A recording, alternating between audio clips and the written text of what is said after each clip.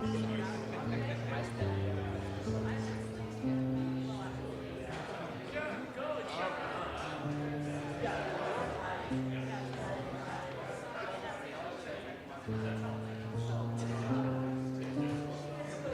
you didn't even know you were going to come.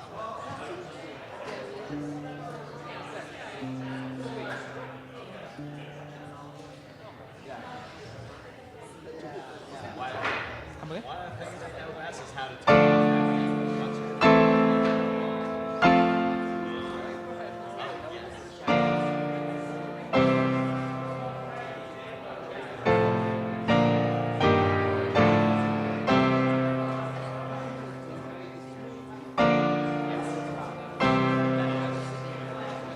Yeah, when you don't have to say.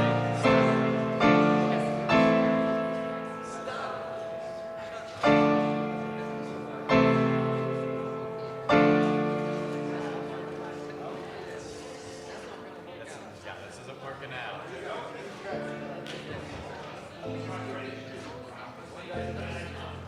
Let's hope. Let us hope.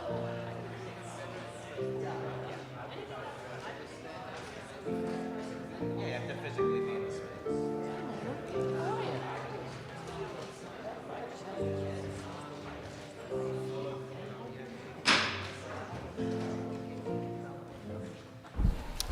Welcome to the City Council meeting, February 6, 2024. Start with the prayer. Dear God, today as the session opens, we pray that your presence will be before us and everyone who serves in the decision-making process of our city. We pray for direction which will lead our city to be strong and unified. May we continue the legacy of our founders. May we be granted this day the wisdom to make decisions which will be for the good of the city. We also pray for your special blessing on all those who are working to transform our city to make it a better place to live and work. Amen. Salute the flag.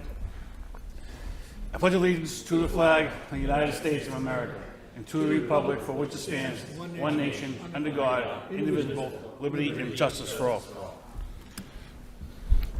Mr. Clerk, roll call. Council Noon. Yeah. Council Robinson. Here. Mayor Rourke. Here. Council Scott. Here. Council Yem. Here. Council Chow. Here. Council Dakota. Here. Council Getchia. Here. Council Janess. Here. Council Leahy. Here. Council Mercia. Here. It's 11 present. Council Leahy. Thank you. I'd like to offer a moment of silence for Richard S. Pickard. Richard worked in the Lowell wastewater department for over 20 years. He passed away Sunday, January 28th, surrounded by his family at Lowell General Hospital. Richard also has a brother,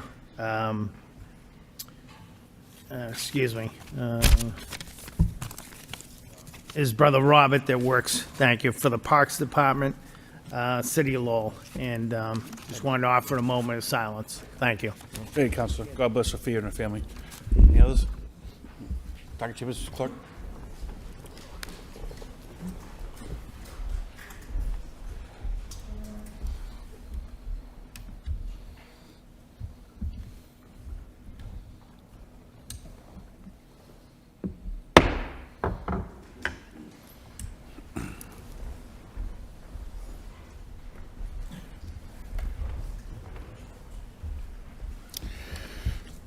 Mayor's Business 2.1, Communication, Remote Zoom Participation. A motion to accept, placed on file by Councilor Chow, seconded by Councilor Dakota. All those in favor say aye. All those opposed, motion passes.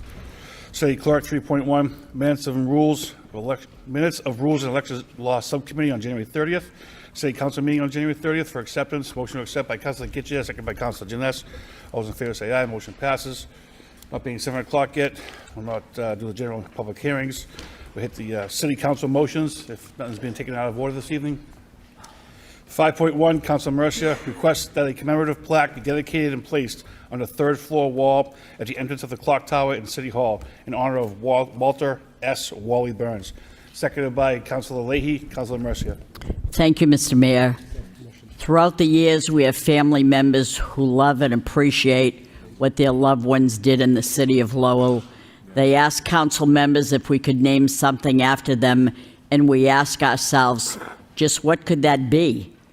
This motion specifically asks if we could name the clock tower in honor of Walter Wally Burns.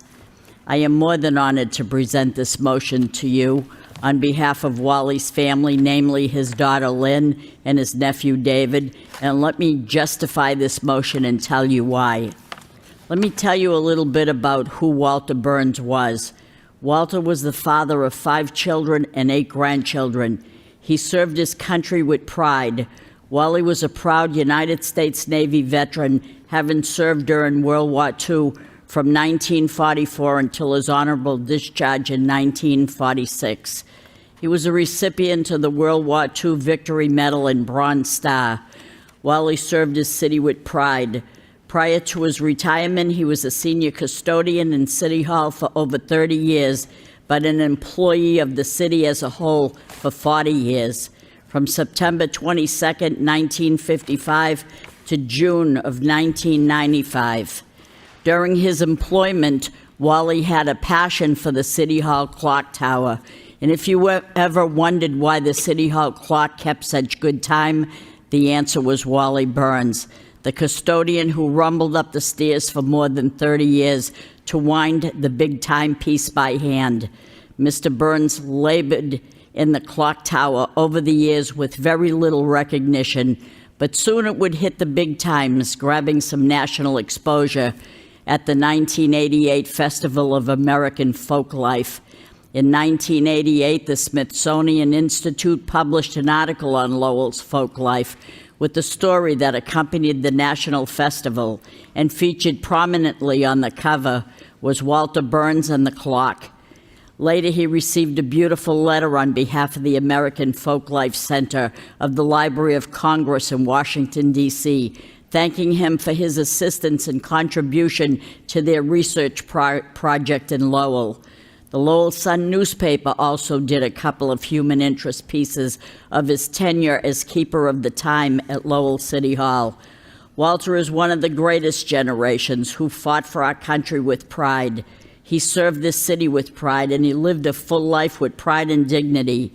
It is for these reasons that I ask my colleagues and the city of Lowell to honor Walter with some sort of commemorative plaque that be mounted preferably near the clock tower in the City Hall for a good and decent, dedicated city employee who performed his duty for over 30 years. I know this motion must be referred to the Monument Committee, so if I could have a roll call to accompany this motion, it would be my honor to do that. Thank you, Mr. Mayor. Mr. Clerk? Counselor? Nguyen? Counselor New? Yes. Counselor Robinson? Yes. Mayor Rourke? Yes. Counselor Scott? Yes. Counselor Yem? Yes. Counselor Chow? Yes. Counselor Dakota? Yes. Counselor Getchia? Yes. Counselor Janess? Yes. Counselor Leahy? Yes. Counselor Mercia? Yes, 11 thank you. yeas. Thank you very much. I appreciate it. His family appreciates it too. Thank you. Councilor Mercia. Councilor Leahy? Thank you. I just wanted to mention, this is a great motion. Thank you, Councilor Mercia, for putting it on. And just so everybody realizes also, the dedication of going to that clock, I've been up there many times. That's got to be a 30-foot spiral staircase. So it takes some effort to get up and down there. So it's Thank not you. an easy feat just going up and down that. Thank you so much. Yes, you're absolutely right. That's why I never went up there. I had a chance, but I just chickened out. And having said that, I want to specifically thank the city manager for having that area cleaned up upstairs. That was my method to my madness. Thank you. 5.2, Councilor Yem, request city manager update adopted island program to include JFK Plaza, where Officer Chris Russo's statue is located, as well as a newly completed Lord Overpass Island. Seconded by Councilor Robinson. Councilor Yem. Motion speaks for itself, Mr. Mayor. Thank you. All those in favor say aye. Oh, Councilor Getchia? Thank you, Mayor Rourke. Back in September, I had filed a motion asking for a maintenance plan for the Lord Overpass landscaping. Do you know, Mr. Manager, where that is, or do we have one in place? Because most times we do a large project like that, we have an outline of what it's going to take to maintain the area and everything. Do you know if they gave you an outline of what it's going to cost and take to maintain that? Because we put in some different types of plantings and everything over there, and what the withdrawal will be on the city workforce to maintain that? Do we have an idea? Mr. Manager? Thank you very much, Mr. Mayor, through to the council. Councilor, we know that we did put it into our mix in regards to the parks. Do I know the exact time that it's taken over there? No. I can find that out. We can reinvigorate that particular piece, but I know that there is issues with water over there. Can we get water over there? Have we gotten water over there? And what will survive? So that's one of the pieces that we do need to get back to before the spring season.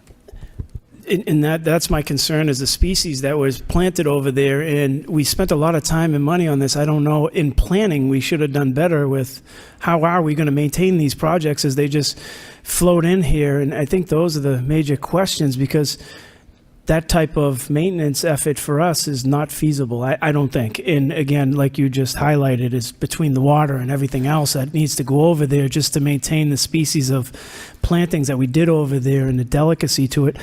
I think there's going to be a major challenge over there, and I just wonder what the plan is going forward. Are we just going to now push away something that we spent a lot of money on, which I think is probably more likely going to happen than not, which is kind of sad to me that in government we don't look at these things prior to the operation side. Thank you. I believe that doesn't the state take 2 years of taking care of it first before we take it over? Mr. Manager? Thank you, Mr. Mayor, through to the council. The vegetation is covered, provided we're doing the right thing with treating it. That particular area is treated exactly like if we created a pocket park. We put it into our Parks Department to, it's an addition, it's an add-on, if you would. But to get, Councilor, to where you're talking about, it's going to take more resources. So once again, in a pocket park, if we were to create something, that gets put into that segment or that row or that area, the person that's responsible for that. And typically over in the South Common, that area is hit every Friday. As most of the councilors know, the whole Summer Street area as well as South Common is hit by the entire crew on Friday. That has been how we've been dealing with that. And again, for me, it just comes down, are the Parks Department being brought into these conversations prior to this? Because at the end of the day, if we don't have the skill set to maintain the type of plantings that we're doing, then what's the point in planting them? And, you know, going off of what the mayor said, when you look, even though someone's doing it for a certain period of time, can we maintain that look? And that's what we're actually designing these. Everything looks great on a print, and then it gets put up, everyone cuts that ribbon, but how do we maintain that going forward is really a major piece in what we should be doing going forward in the city. Thank you. Any other comments? Councilor Robinson? Thank you. Just like to throw this out there. If it's decided that the plantings that we have in that area are too much, high maintenance, might be a cool location to introduce some public art. I mean, line that whole stretch with public art. I mean, I'm sure there's plenty of artists out there that would be willing to help out, so keep that in mind. Thank you. All those in favor say aye. Opposed? Motion passes. 5.3, Councilor Noon. Request City Council vote to request state and federal funding for Lowell Police Department headquarters. Seconded by Councilor Yem. Councilor Noon. Thank you, Mr. Mayor. Well, all of us know that the current state of Lowell Police Headquarters pose safety concern not only to staff but also to visitor people who come to the police department. I know that there's a high cost for renovate it and maintain it. And that's why I think it's important that we as a city go out to the state and the federal, ask for support in this soon as we can, so that, over the past couple of years, I guess, as we put a lot of money to it, that those money going, it's really, it's not really a renovation, complete renovation. A complete renovation needs a lot of money. That's when the state and the federal government jump in. So any help from them certainly will help the city a lot. Thank you. Any other comments? Councilor Getchia. Thank you. Mr. Manager, if we can also add to it the fire department, make a public safety building. I think that you'll see more grants for public safety building that it would include fire, police, and emergency services over there. So I think if we can amend the motion to make it and if it's up to the maker of the motion, if we could just amend it to a public safety building so that it would have fire and emergency services included in this grant opportunities. I have no objections to that. I would, support Councilor Kachia's amendment motion to make it so that it's include our fire department as well. I know that our fire department, there's some work been put into it, having someone to look at feasibility of it and then start to do some construction. But that has been a couple years already, and it has to happen soon too in that fire department. So, I'd be fine with that, to amend it to include fire department as well. Any other comments? All those in favor say aye. Opposed, motion passes. 5.4, Councilor Noon. Request city manager provide an update regarding putting construction plans online for residents to review. Second by Councilor Mercer. Councilor Noon. I think, this motion has been filed before. I don't remember when, by my colleague. It's important to have input of the neighborhood. When they have something come next door to them or right around their vicinity, they should be able to have input. So we post it online so that they know what's coming up, so that if they want to give input, they can do so. So that's the idea of it. Anything else? No. All those in favor say aye. Opposed, motion passes. 5.5, Councilor Noon. Request city manager provide a list of city fields that are leased permit to groups/individuals. Seconded by Councilor Scott. Councilor Noon. Thank you, Mr. Mayor. I know that Board of Park met tonight, chaired by Councilor Murcia. These issues, really, we need to make sure that our park, especially the district, I know we allocated ARPA money for per district almost $1 million to renovate it for our resident. So entity or individual using it should be seconded to the resident of Lowell. They should be, if you have leased it to a group of people or entity, and if the district need it, the kid from the district or a group from the district need it, they should be able to use it. They're not tied up to entity or individual that have leased with the city. Councilor Robinson. Thank you. I like this motion. I did put something forward last term, I believe, where I was looking for a forward-facing listing of what fields are booked. I know you can get to it through a couple different avenues, but I think this is something that a lot of people look to see who has what fields, and sometimes it can be tricky. Again, I think that's kind of a common theme with our website. It's better than it's been in the past, but a lot of this navigating around to the information people are seeking is a little bit tricky. Thank you.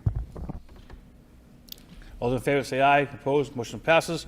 5.6, motion by Councilor Chow and Councilor Dakota. Request city manager and city clerk develop a searchable database of motions to assist councilors in the tracking history and topics of filed motions. No second needed. Councilor Chow. Thank you, Mr. Mayor. This is a joint motion with me and Councilor Dakota. What this motion is showing is that Councilor Dakota and myself are good listeners.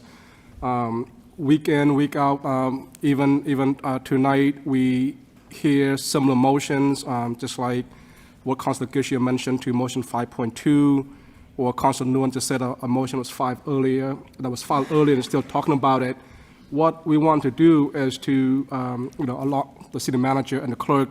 I should have included the MIS too, because I don't think without the MIS, I don't think you two can come up with a searchable database. So basically to create a searchable database like Google type, when a councilor has interest in a certain topic, they could just search by keyword. It would come out with the exact motion, if those motion existed before, and along to that, attach a motion response to it as well. I think that overall, it would save a lot of people time. And now there's some kind of a simple search on the website already, but if you, on the overall city website, but if you type in a keyword, for example, a whole bunch of things would come up that would have that word in the line items. This is specifically for just motions and motion response with a councilor's name to it. And just, if a motion's been filed already has a motion response, maybe it would be the direction of the city council body that they don't have to file again, especially if it was passed. They could just call up the city manager and say, this motion was passed on this day and months. If you take a look at it, I have the same interest in it, what's going on with that. So I think that will save the manager's office time too, to rewrite the motion response as well. There's so many benefits that come out of that. Council could look at it. They have the same interest as the previous motion. They could call up the previous filer of the motion, see if they can work together, see how to complete this issue forward, relevant, and immediate. Thank you, Mr. Mayor. Councilor Dakota? Thank you, Mr. Mayor. Obviously, Councilor Chow brought up the main points. This is just another tool to make government more efficient, I think, in keeping track. So I think this is a good motion, especially since I co-sponsored it. So. Any other comments? All those in favor say, Councilor Leahy.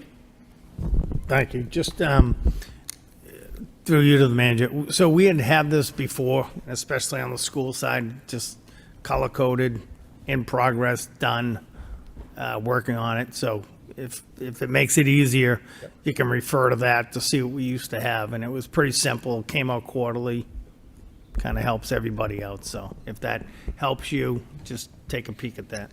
Mr. Manager? Thank you, Mr. Mayor, through to council. Councilors, we do have this internally.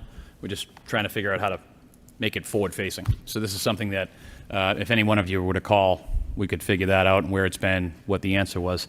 But once again, we're trying to figure out how to make it a forward-facing piece, given some of the challenges we've had with our website. So this is something that we will work on and we will get it accomplished, hopefully to the satisfaction of making it easier. And sometimes the website a little bit is a little challenging, even for we use it on a daily basis, but it sometimes does get challenging.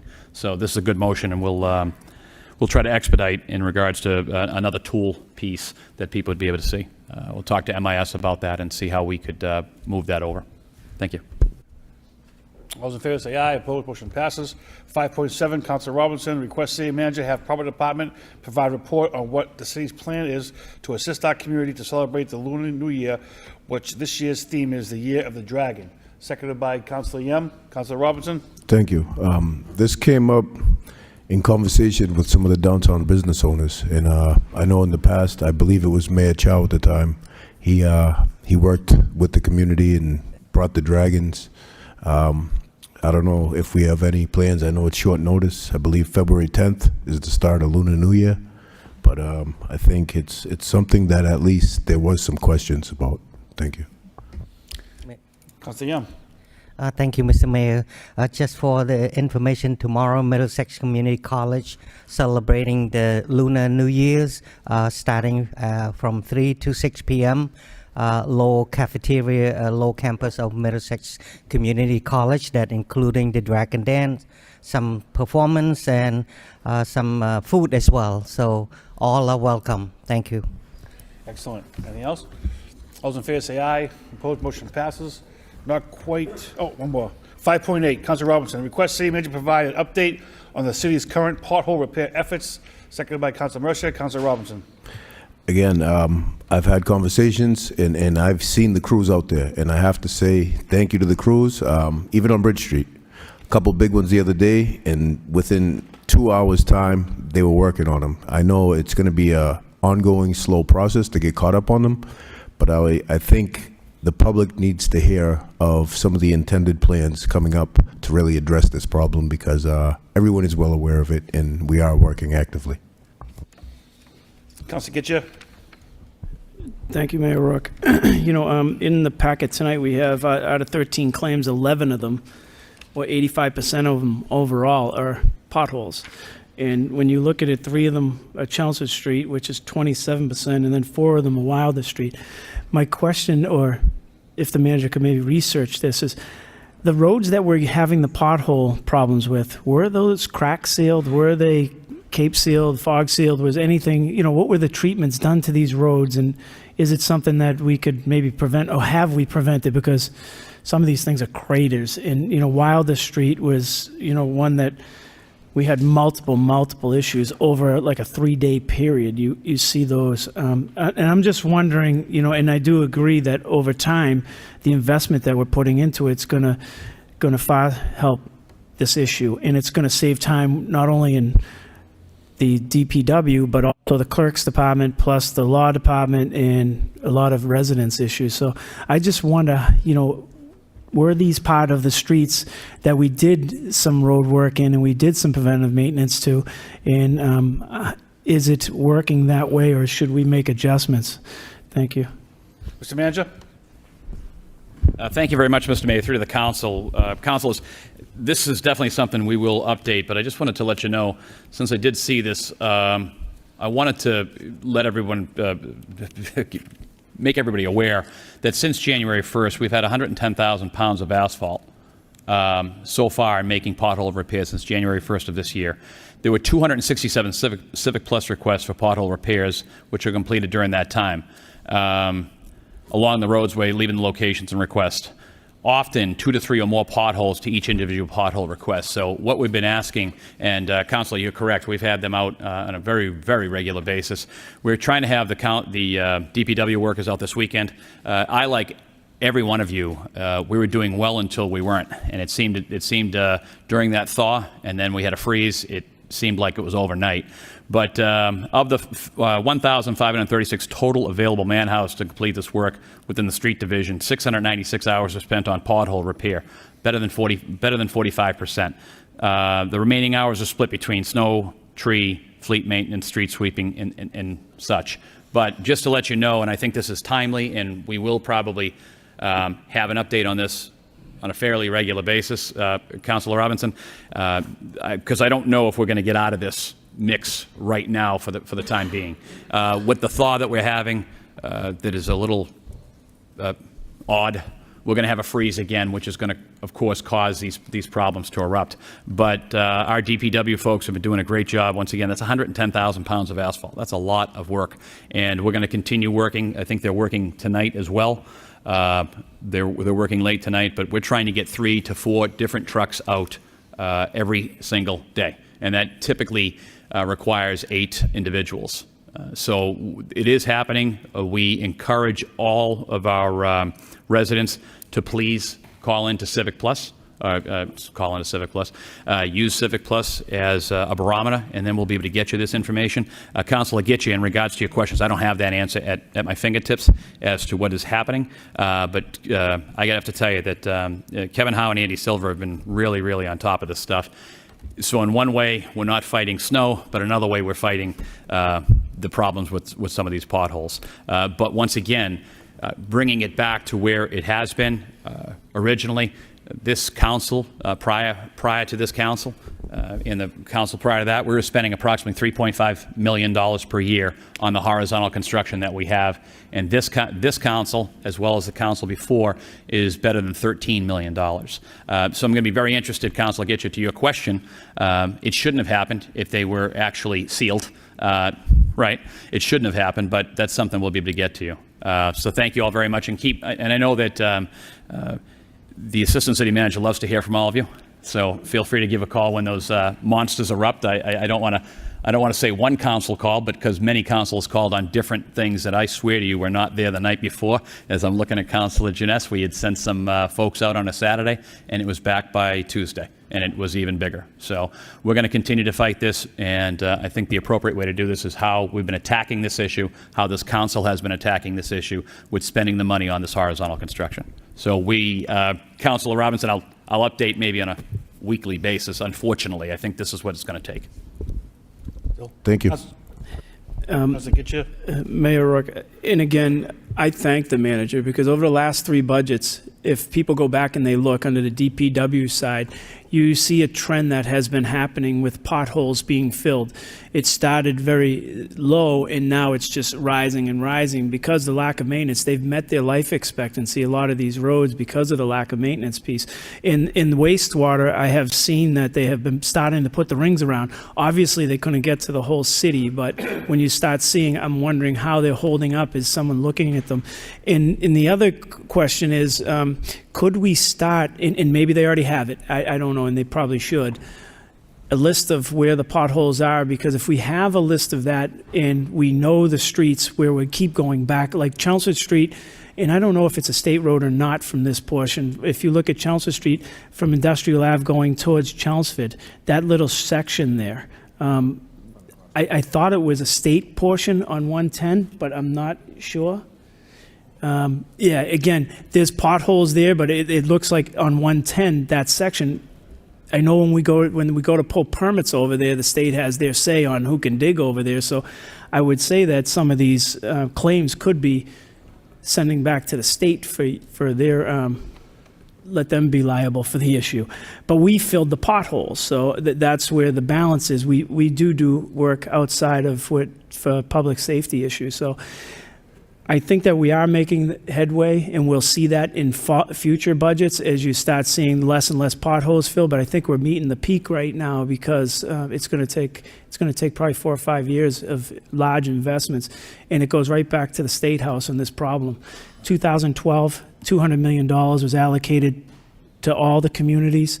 $200 million, I'm sorry, and then when you look in 2022.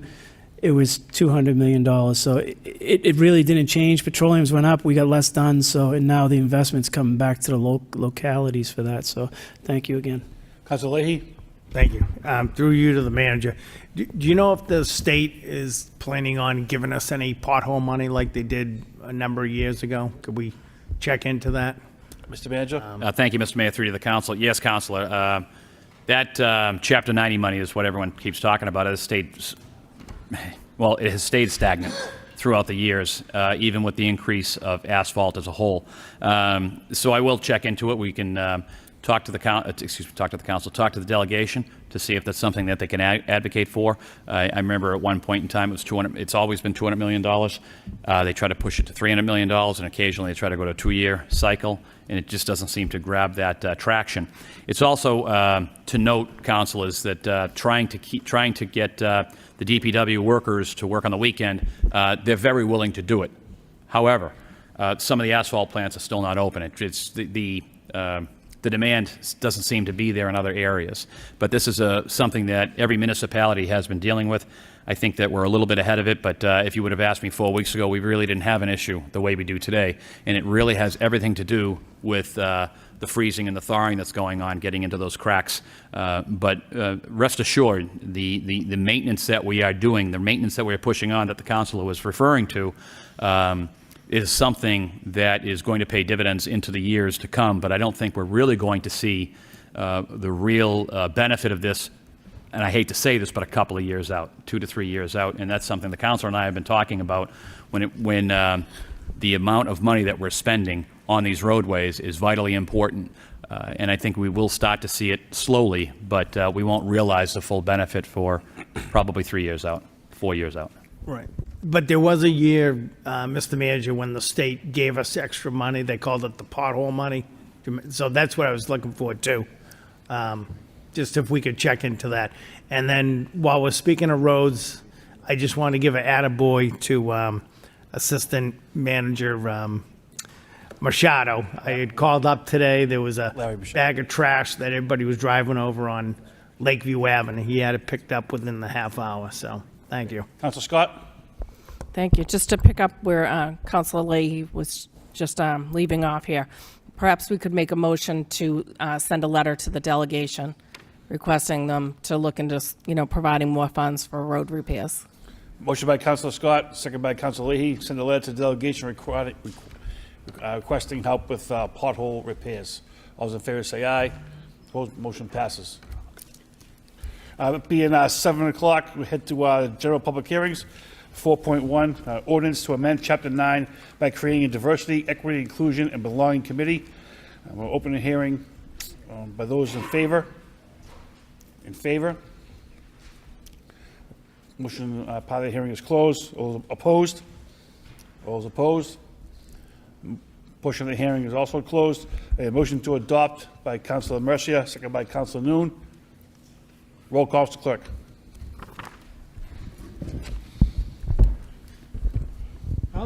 Counselor Noon. Yes. Counselor Robinson. Counselor Rourke. Yes. Excuse me, Mayor Rourke. Counselor Scott. Yes. Counsel Yem. Yes. Counsel Chow. Yes. Counsel Dakota. Yes. Counsel Getchia. Yes. Counsel Janess. Yes. Counsel Leahy. Yes. Counsel Mercia. Yes. Counsel Robinson. Yes. 4.2, ordinance quarterly traffic, January 2024. Open the hearing by all those in favor. In favor. Portion of the hearing is closed. All those in opposition? Opposition. The portion of the hearing is also closed. We have a motion to adopt by Councilor Janess, seconded by Councilor Dakota. Councilor Noon. Mr. Mayor, can we take 6.2 out of orders? We have the chair of CPC here. You need a roll call first on the public hearing, is that okay? Sure, Yeah, that's fine. you got it. Roll call, Mr. Clerk. Counsel Noon. Yes. Counsel Robinson. Yes. Mayor Rourke. Yes. Counsel Scott. Yes. Counsel Yem. Yes. Counsel Chow. Yes. Counsel Dakota. Yes. Counsel Getchia. Yes. Counsel Janess. Yes. Counsel Leahy. Yes. Counsel Mercia. Yes. 11 yeas. Motion by Councilor Noon to take 6.2 out of order, seconded by Councilor Yem. All those in favor say aye. All those opposed, motion passes. 6.2, motion response, Chelmsford and Industrial. Councilor Noon? This, Mr. Mayor, point 2 information report from the manager, I believe, I thought CPC. motion responses, I thought it was 6, the second one, motion responses, all right. Yeah, I got you. 6.2, information reports, motion by Councilor you. Noon, seconded by Councilor Mercia, to take information reports, CPC recommendations out of order.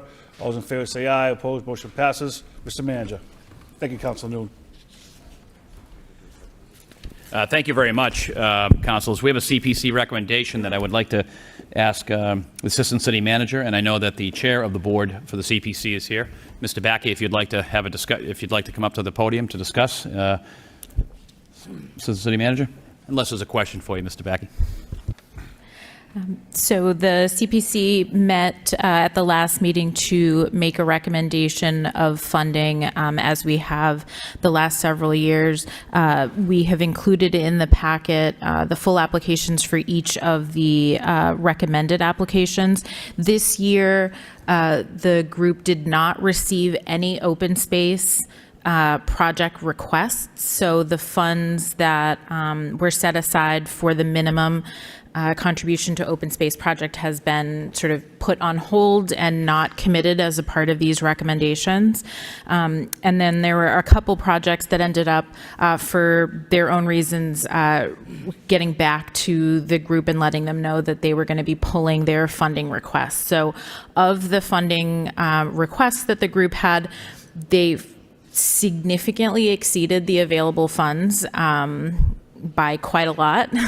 And so as a part of the conversation among the committee and with the applicants, several of them stated that sort of any support would be helpful to their projects. And so the group discussed that and made the recommendations that are included in the packet. All of the groups, the projects that have been recommended by the CPC, the chair made sure to let folks know that in the past this council has asked for there to be a subcommittee conversation where they should anticipate being invited to speak in more detail about their project. So we gave them that heads up in case that's something the council wanted to do again this year. Councilor Robinson? Thank you. I'd like to make a motion to refer this informational report to a joint neighborhood and finance subcommittee. Motion by Councilor Robinson, seconded by Councilor Scott, send it to a joint Neighborhood and finance subcommittee. Neighborhood and Finance Subcommittee. All those in favor say aye. Opposed, motion passes. Heading back to the motion response portion of the agenda. Motion response A, LRTA bus only usage. Councilor Dakota? Thank you, Mr. Mayor. I see Ms. Altman in the corner. Could she come to the lectern for 1 minute? I just have a quick question.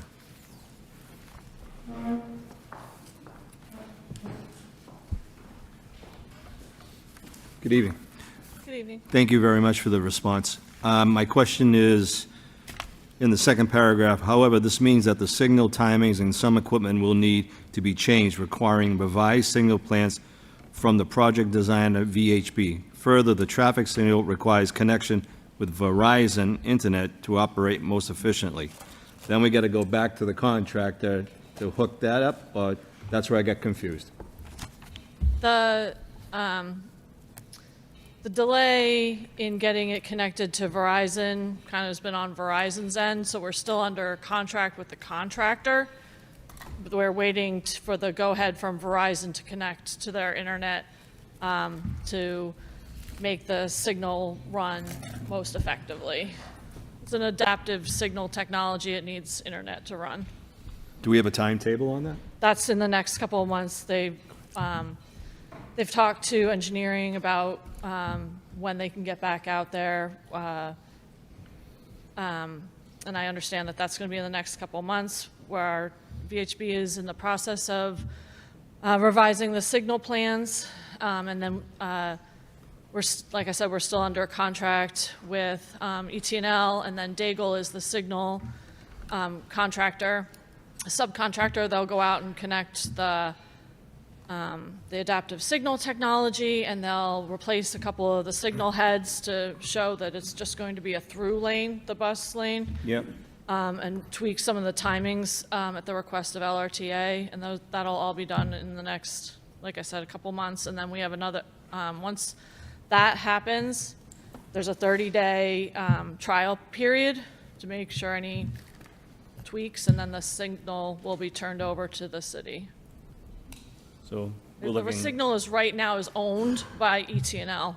All right, so we're waiting. We're in a waiting pattern right now. Correct. All right. All right. Thank you, Mr. Mayor. Maybe Councilor Gitche can make a phone call. He knows somebody over at Verizon that may have some pull on this. You know how we hate delays, so Councilor Gitche will be on that tomorrow. I'm sure. Right. Councilor Gitche? Thank you, Mayor Rourke, for that. I don't even want to say it. Anyway, have we been in touch with the LRTA all along with this whole setup? Since the signals were completed back in September, I have been in constant contact with them. They were running buses up and down the bus lanes to try and see if they would work in their current phasing. I don't know what discussions happened before I got here with LRTA. Do we know what their time and patterns are needed so that they can meet their scheduling? Because it's all doesn't mean much if we can't meet their scheduling. And and basically, when you read your report, it says basically they're going to continue to use the regular lanes until we can meet their scheduling. So I wonder if it is that a goal obtainable or not? It is when the signal was first designed.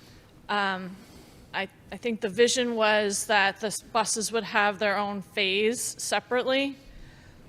And when that went into effect, there was not enough time given to that bus lane for them to get all the way through both signals on Middlesex and Appleton. So they just weren't able to, it was causing them way more delay to stop and then stop at every signal than to just go in the vehicular lanes. So with the new phasing, it takes away the bus only, but it allows them to go with the through traffic on the vehicle lanes. They won't be able to turn in and out of the bus lanes, but they don't need to. That was kind of the compromise that we discussed once they saw what was happening with the signals when they got in. In your opinion, when you first came into discussion with the LRTA, was this all outlined prior to the project? Was that all stated in something that you had that was tangible to you, that you could say, okay, the LRTA, and we responded back and forth, we knew this was the goal we needed to meet? Or was it something you came in and then, we need to meet this? I caused a lot of trouble on this, I think. When I looked at the signal plans, I said, they're only giving 6 seconds to the bus lane. And I can read that in your report. That's why I'm asking the question, because I know that obviously there wasn't a deep enough conversation going into what we were actually doing for the out product that we needed. I don't know what happened. No, I understand. In the initial discussions when this was being designed. I just know that now we have these beautiful bus lanes, and we're going to want them to use them, and we're going to do everything that we can to make them the most efficient to work for the LRTA. Thank you. Councilor Janess? And Councilor- Thank you, Mr. Mayor. Through you to the traffic engineer, I just had a couple quick questions about this. Thank you for the report, first of all. I'm glad to see us making progress on this. The bus lanes, I think, are an important part of this project, and so seeing them idle, I'm sure, has been frustrating to you, as well as everybody who's sitting in traffic with the buses. The first question I had is, will the buses be given signal priority as part of this cycle, or will it just be, it seems like it'll just be concurrent with the through traffic? They will be concurrent with the through traffic. They will not be given priority. That was not going to be able to work. We were not going to be able to give them priority and give them enough time to go through the system without creating a lot more trouble with the rest of the vehicular traffic. Okay, I can appreciate that. And the other question, I noted in the report that emergency vehicles are already using it, and that there's a plan for the LRTA buses and school buses to use them. Would things like coach buses be allowed to use them? Say somebody bringing a team to the high school for a game or the Songus Arena for a game. I feel like that would be a good benefit. It is a bus-only lane. They can use a bus can use that lane as long as they go through on the lane, as long as they're not turning onto Middlesex or Appleton or any on either side. If they're going straight through the whole system, it'll be a huge benefit. That it essentially is a queue jump, so they'll be able to bypass people waiting in the queue. Sure, I'm thinking of the bigger events we have at Songus and obviously like a high school basketball game or something. Might be worth communicating the availability of the lanes once they're up and running to those entities, so they can let their visitors know that is a new opportunity for them, and might save a few minutes getting in and out for the teams. But thanks for your work on this, and I look forward to seeing them in action. Thank you. Councilor Scott? Thank you, Mr. Mayor. I just have one more question about the intersection, the left-hand turn at Fletcher Street. Unfortunately, I've witnessed a few cars take the left when the light turned green, the bus lane light turned green. And obviously right now there was nobody using that lane, so it wasn't an issue, but it could be a real hazard if someone did that with the bus coming through on the green. Is there any consideration from taking that green the third light down from the upper sign and putting it at the lane itself, the turn lane?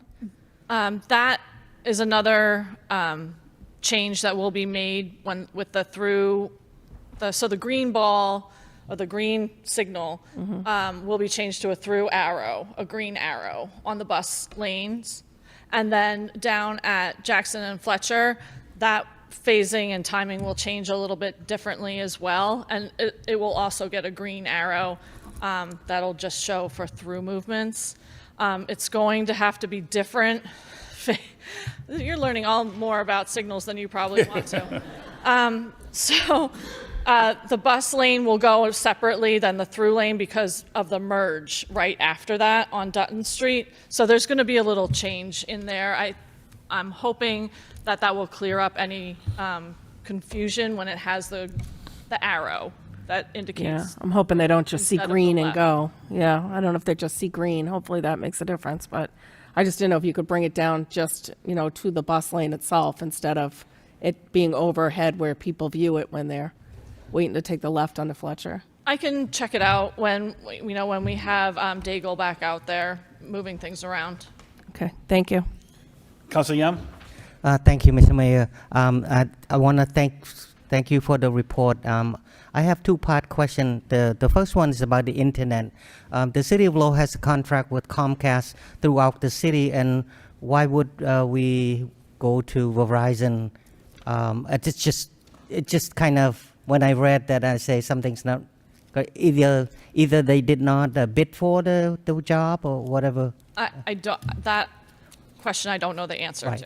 to. Thank you. That's all. The second part is that a while back I filed a motion that the city look into utilizing the smart traffic light, and the motion response was that yeah, we have smart traffic light on the Thorndike Exchange, the new one that we just built it, but it's driving through as indicated. It's not that smart, so we have problems. So that's just hopefully by fixing the internet, it will help alleviate the smart issues of the traffic light.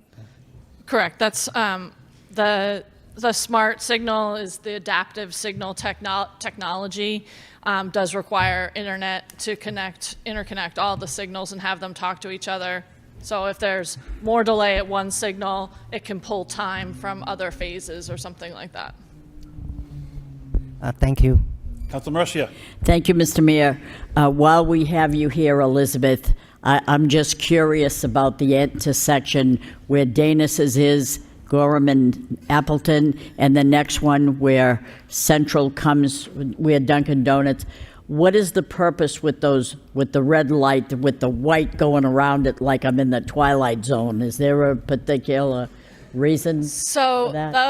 those two intersections are some of the highest crash intersections that we have in the city, because they are older signals and they're not overhead, so they're just on posts, and so people will sometimes see a green light on Gorham when it should be stopping at Central, right? Sure. So what the flashing reds does is make you very aware that there is sure. a red stop where you Okay. should be stopping. And I'm tracking it, but crashes are significantly down. I kind of thought an ambulance or a safety vehicle was coming, and They're very noticeable. Yeah, they are. Especially at night, but I really think they're doing their job in an interim condition. We did receive a grant from EOED from the state to redesign that intersection, so that will be moving forward in the next year. Well, I ask you this only because people are asking me, and I didn't have an answer. so They're an interim thank safety you. measure. Thank you so much. Awesome. Thank you. Thank you. Motion response B, Chelmsford and Industrial. Comments? Councilor Getchia? Thank you, Mayor Rook. I just wanted to thank her for the report. Do we have a time frame for the evaluation to be completed and returned to the City Council on the report by Mrs. Altman?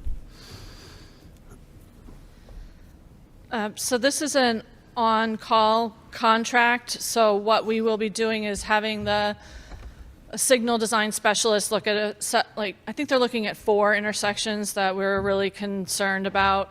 And then once we have their recommendations, they'll put together a small bid package so we can get a signal contractor like Daigle back out to do all the signal work. And hopefully, I mean, that type of signal stuff can be done later in the fall. So if we're able to get the engineer up and running in the next month or so, we could probably put out a bid early summer. Have the bids been coming out fast, or is it taking a long time to turn them over to Signature to get the work done? That's because I'm reading in all of this 500 pages I got in this packet. One is saying that, oh, it took so long because of the bid process, and another one says we can get this job done fast, and I'm very concerned about, like, if you looked at the Collie project and the artificial turf, we're looking at a very tight time frame, but we're talking in other areas how it takes so long to get contracts done. So I'm really concerned on the Collie contract, but also in other areas when we look at other things in the city, people say that bidding just takes forever.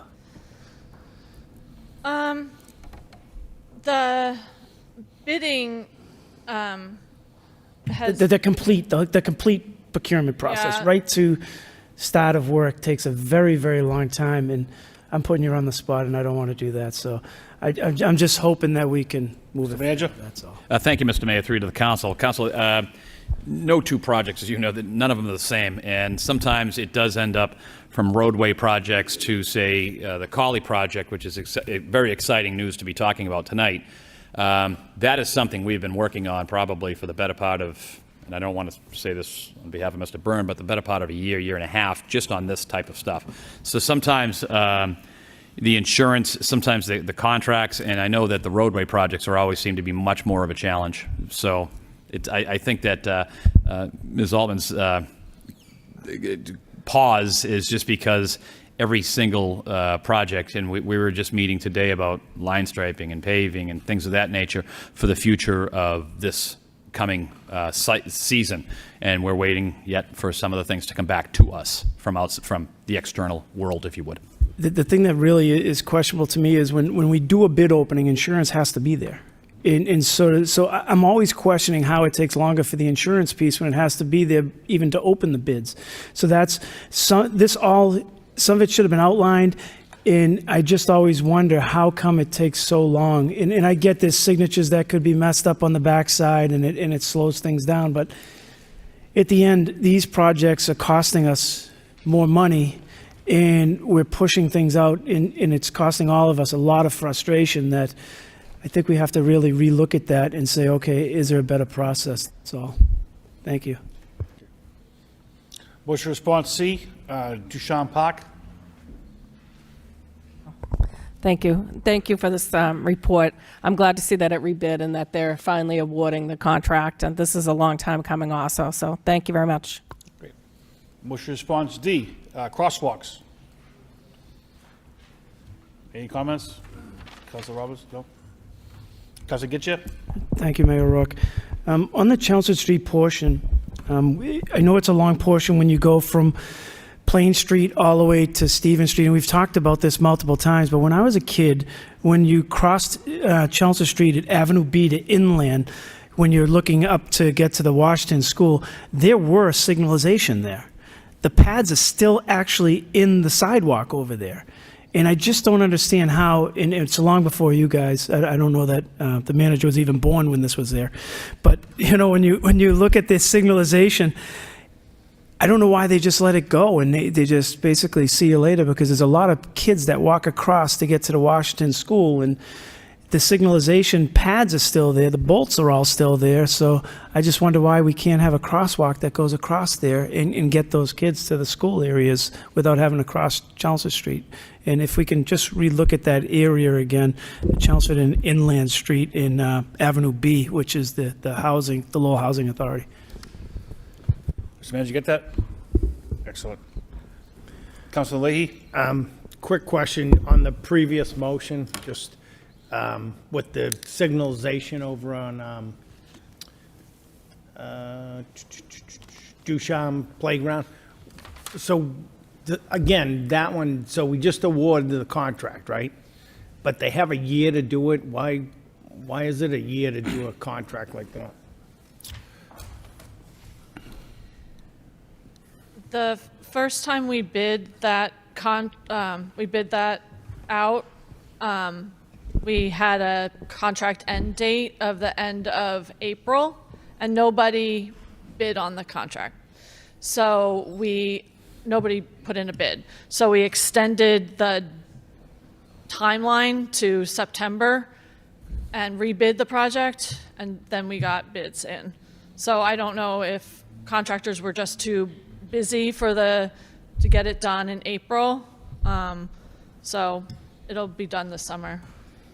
All right, and can you just briefly explain, like, what does it involve to put these in? Do you have to dig the road up and run wires? Or No, there's solar, but we just have to do we have to do footing, and then.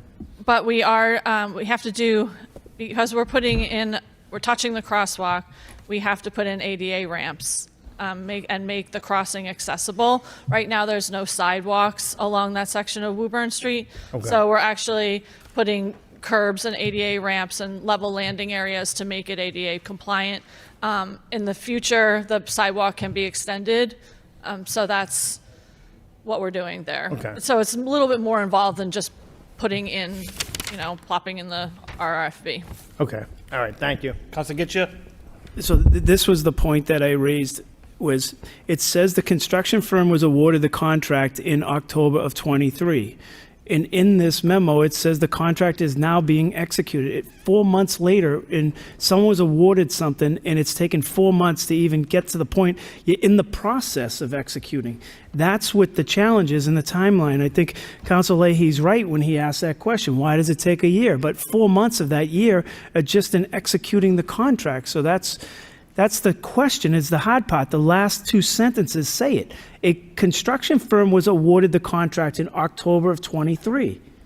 It says the contract is now in the process of being executed 4 months later. So that's what the hard part is. And if people should have all these things in line long before 4 months of waiting. That's what the issue is. And I would agree with Council Leahy. Why does it take this long to get going on these? Because scheduling for contractors is all done prior to the springtime. So now it's just pushing the projects out because they schedule with other people who can actually execute contracts in a timely manner.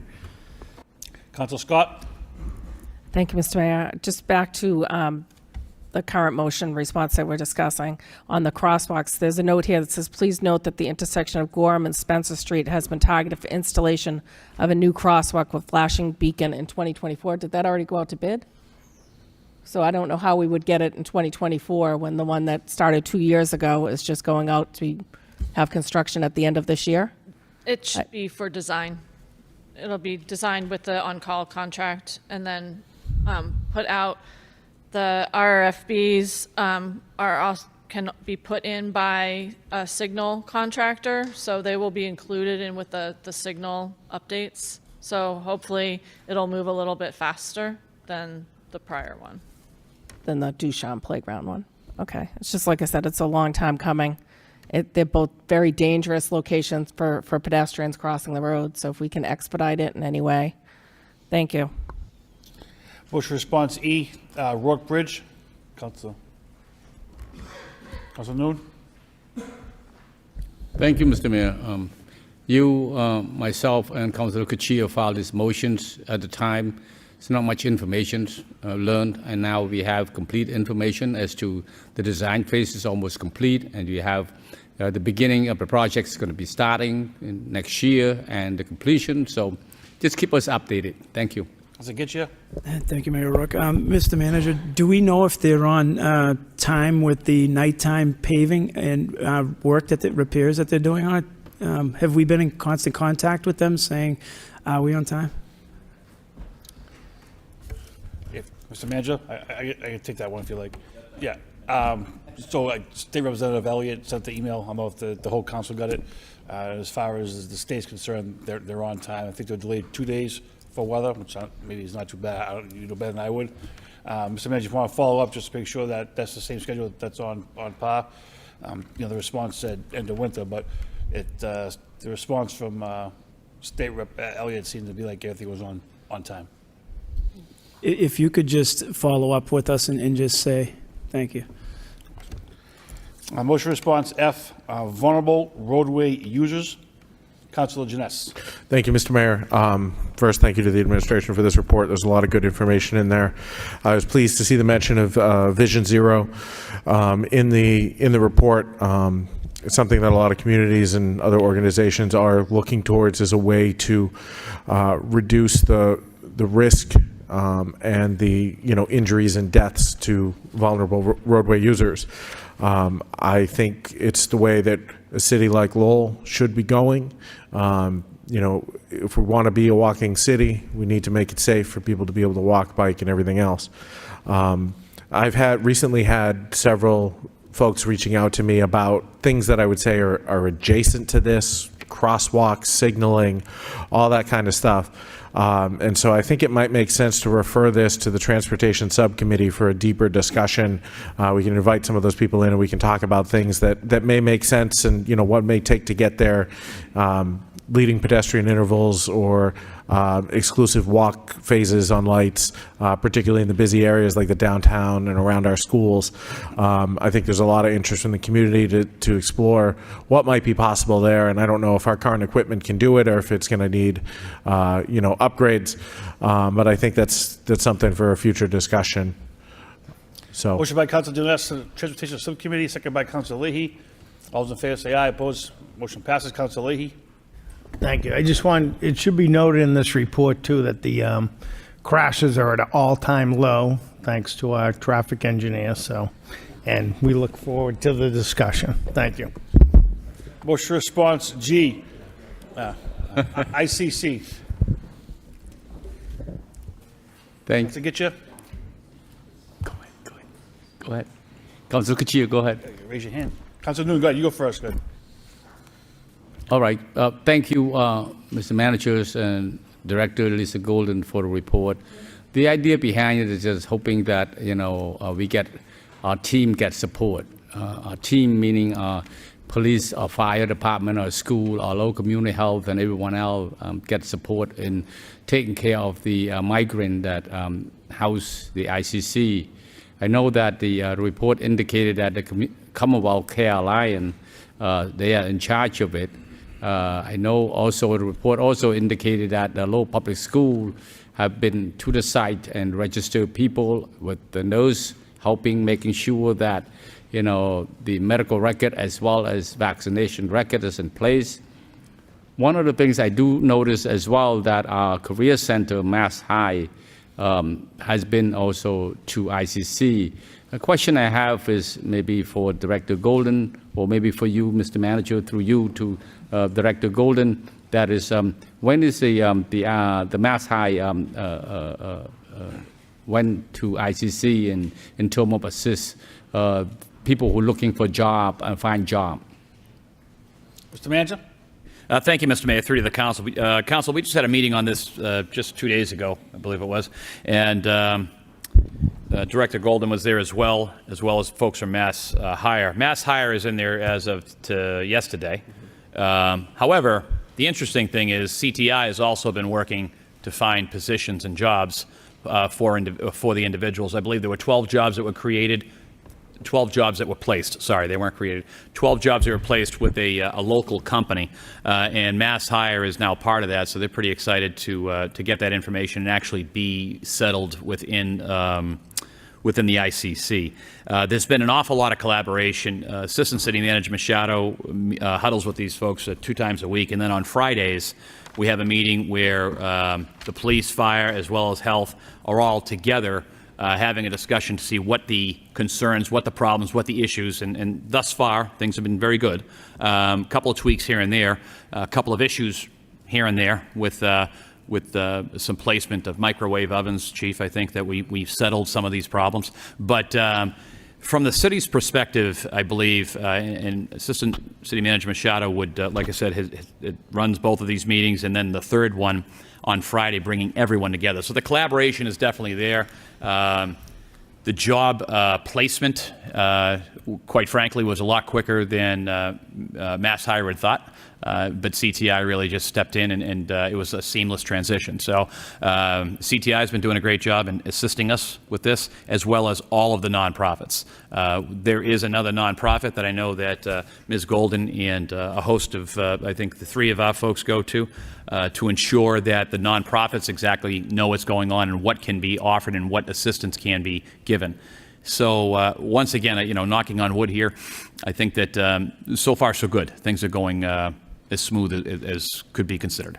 The report also indicates, Mr. Managers, that we tried to utilize the $2 ride program. Has that been in agreement? Has it been starting? Because, the migrant in that ICC do need, if they get a job, they do need transportation to get to and from work.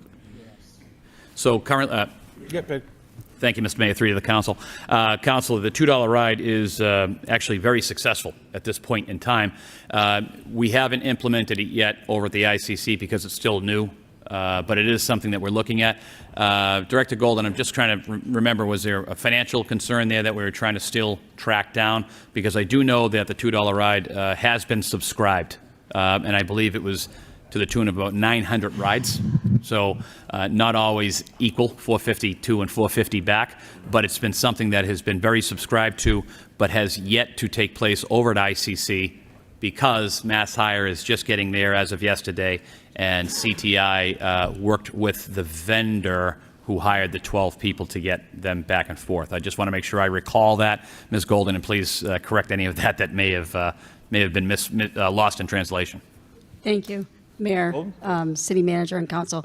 I think we're in the beginning stages. We haven't quite tracked whether they are actually using the $2 ride yet. The City of Lowell is using the $2 ride. We don't know if it's used at that location. Right. But I do know that the Commonwealth Care Alliance has a contract with one of the local cab companies, and they also have a contract with a medical Uber company as well. So they do have two contracts that have been built in already for their population. Thank you, Mr. Manager, Director Golden. I'm all set. I'm happy to see that team putting together and working together collectively and trying to assist as much as we can to the migrant at that ICC. Thank you. Councilor Chow.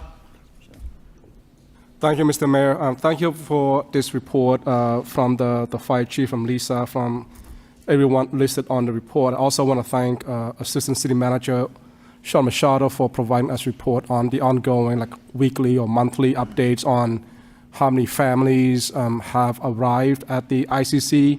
I don't know if I missed any email. If you could give us an update on how many families have arrived so far up to date. And beyond that, beyond the safety and the employment status, also kind of curious that, what is the daily routine for the families are like? They live in a hotel, enclosed room situations, the dining situation, the food, whether it's like breakfast, lunch, dinner, what's their social outlet? Do they, they all came from warm weather countries, and we're in the middle of winter now.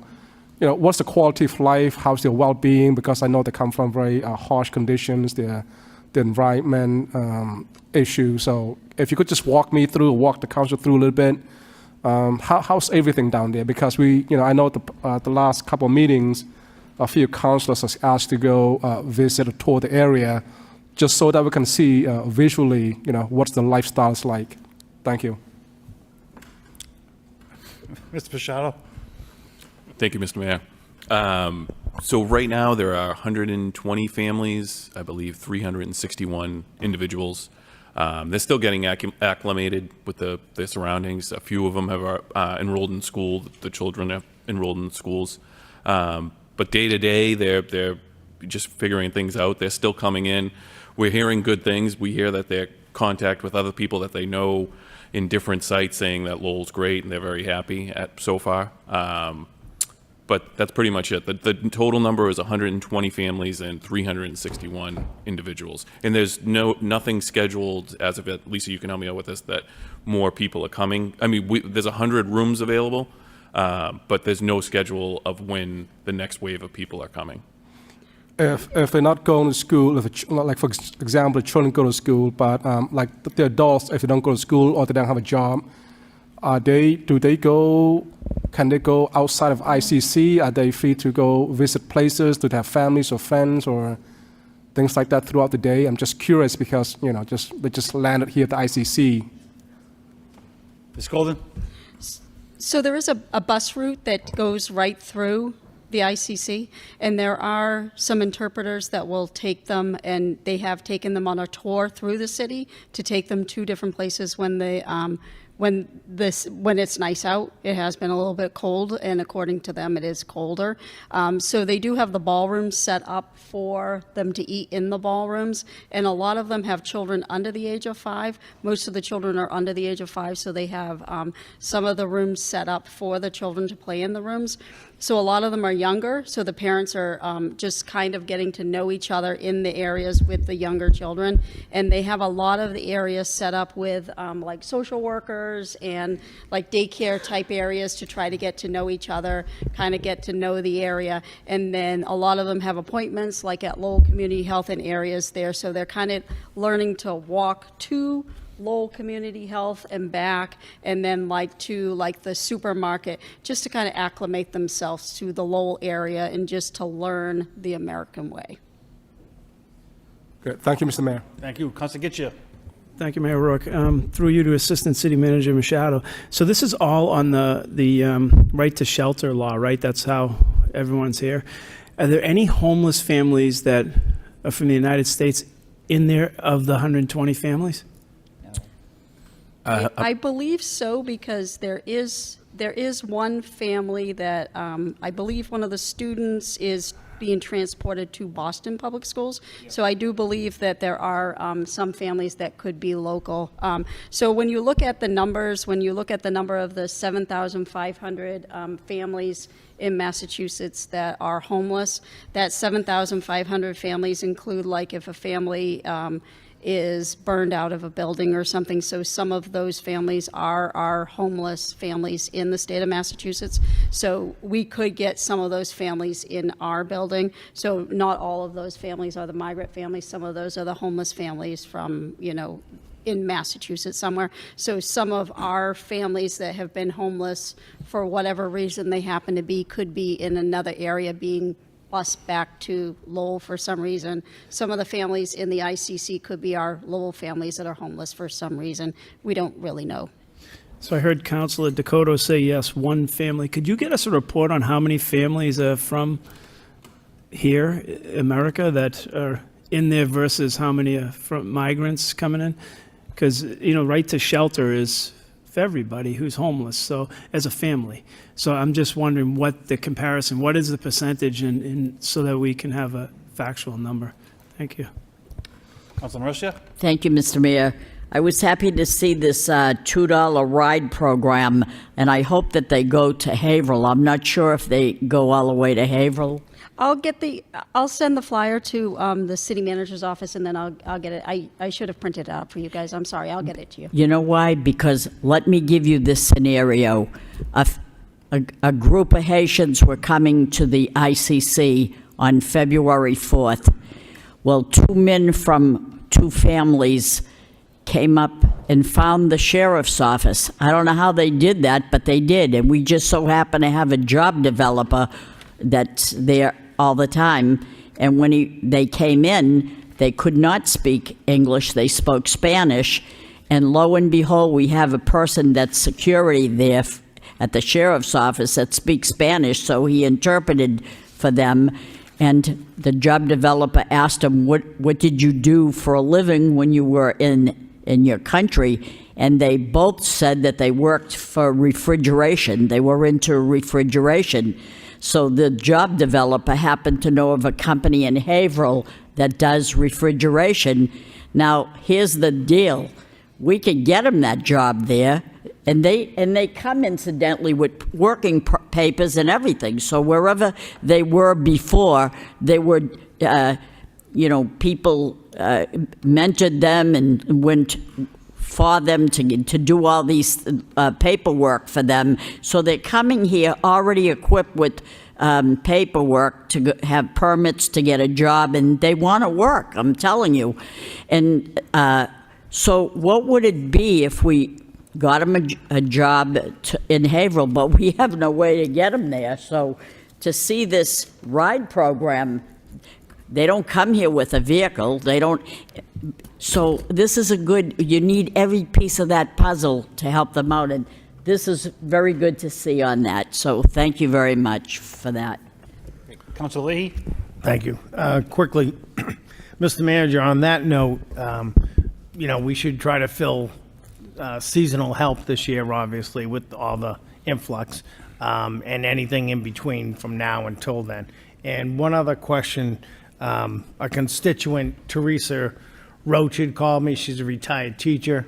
If there's any need for volunteers at any time, we should put it up on the website. There's quite a few people that would like to help out in whatever capacity they can. If they're looking for volunteers, just, we should let the public know if and when we're ready for that. Thank you. Councilor Yam? Thank you, Mr. Mayor. Just a quick follow-up question to Assistant Manager Machado. Is the request to visit the ICC still on the table?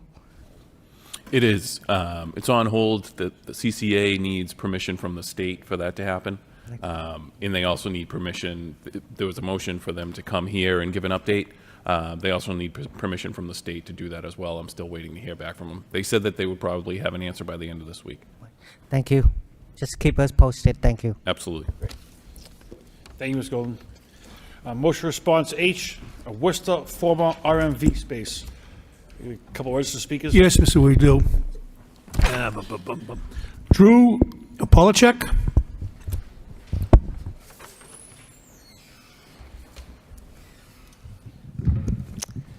Hey everybody, my name's Drew Polachek. I live in Lowell, just a couple blocks over there. I have a letter that was co-written by members of Lowell Mutual Aid, Solidarity Lowell, and other groups that I'm going to read for you.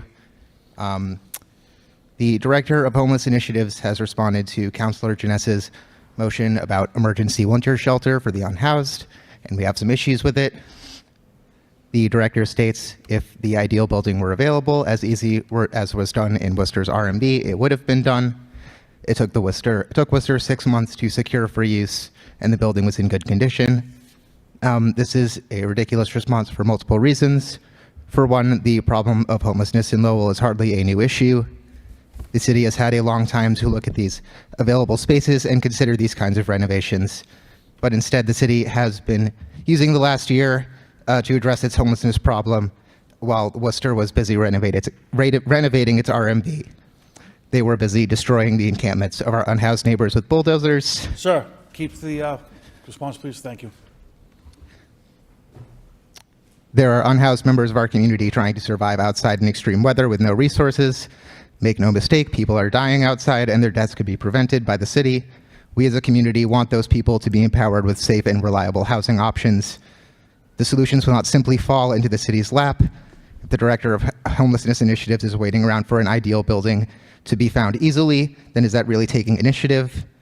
As we see housing prices rise to an unsustainable degree each and every year, every Lowellian should recognize that many of us renters are simply 1 or 2 missed paychecks away from being in the exact same position as our unhoused neighbors. Lowell should be run and managed for all Lowellians, including our unhoused neighbors. We call on the city to take urgent action into pursuing solutions for these systematic issues that Lowell can be a more affordable place for everyone. All right, thank you. Felix Brown. Hi there, my name is Felix Brown. I live down at the Boot Mill and I work at the New England Quilt Museum, which is also down the street. And I am also here concerned with the Director of Homeless Initiatives' recent motion response to Councilor Janess. And so the motion response that the director gave is not sufficient. It doesn't have the urgency that is needed by the residents of Lowell. There are unhoused residents and residents who can't afford to pay their heat or pay their cooling that need spaces that are more frequently open with less restrictions. The motion response only mentions an emergency weather station being made out of the Lowell Senior Center for houseless individuals, but I would ask that Maura Fitzpatrick and her team and the relevant city officials make a new strategy in partnership with the health department, the emergency management department, and the council on aging that would employ multiple warming centers throughout the city,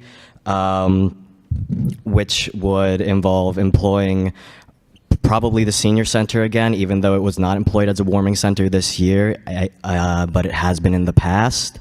I would also suggest warming centers where people can sleep overnight, meaning 24-hour warming centers. You can see that just an hour away in Cambridge, there is a protocol for this from their Human Services program where there is a 24-hour warming center available.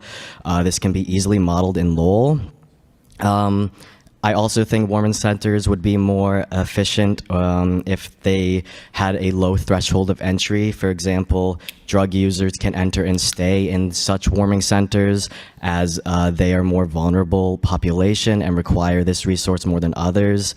This is absolutely achievable, and this is also in line with the goals of like the Executive Office of Health and Human Services and the Middlesex County Restoration Center, which plans on opening a health center in Lowell in the future.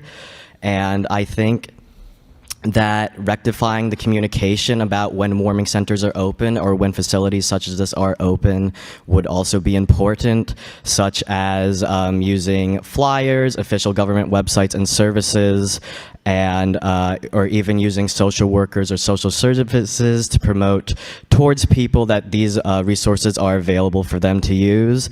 It was only in the past year that there was one graphic put out by the city directing anybody seeking shelter to the Lowell Transitional Living Center, and there was no other advice this year for where people should go for warming.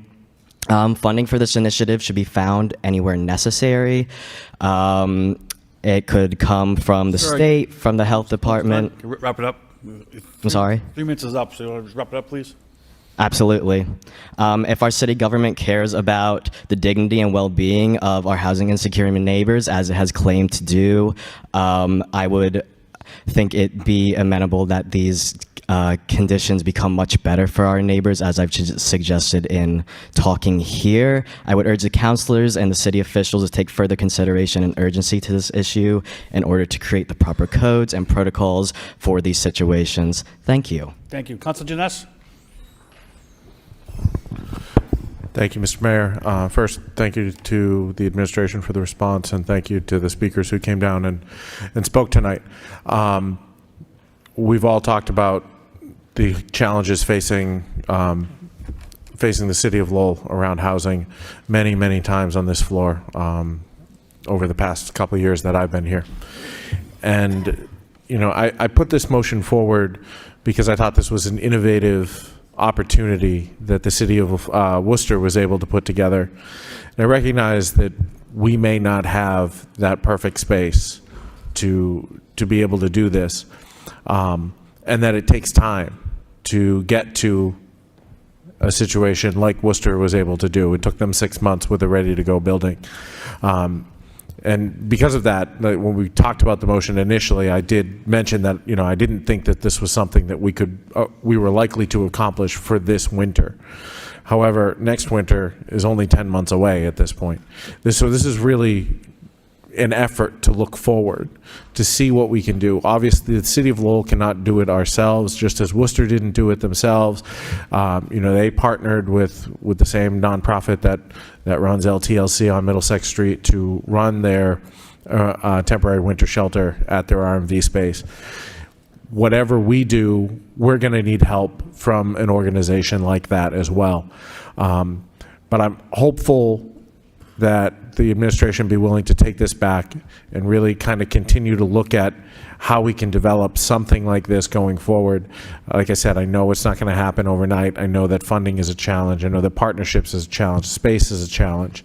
But this needs to be something that we need to keep in the forefront and keep working on, in my mind. We got the email from the Director of Homelessness Initiatives today that there are currently 97 unsheltered folks sleeping outside. That just shows the need for a space such as this.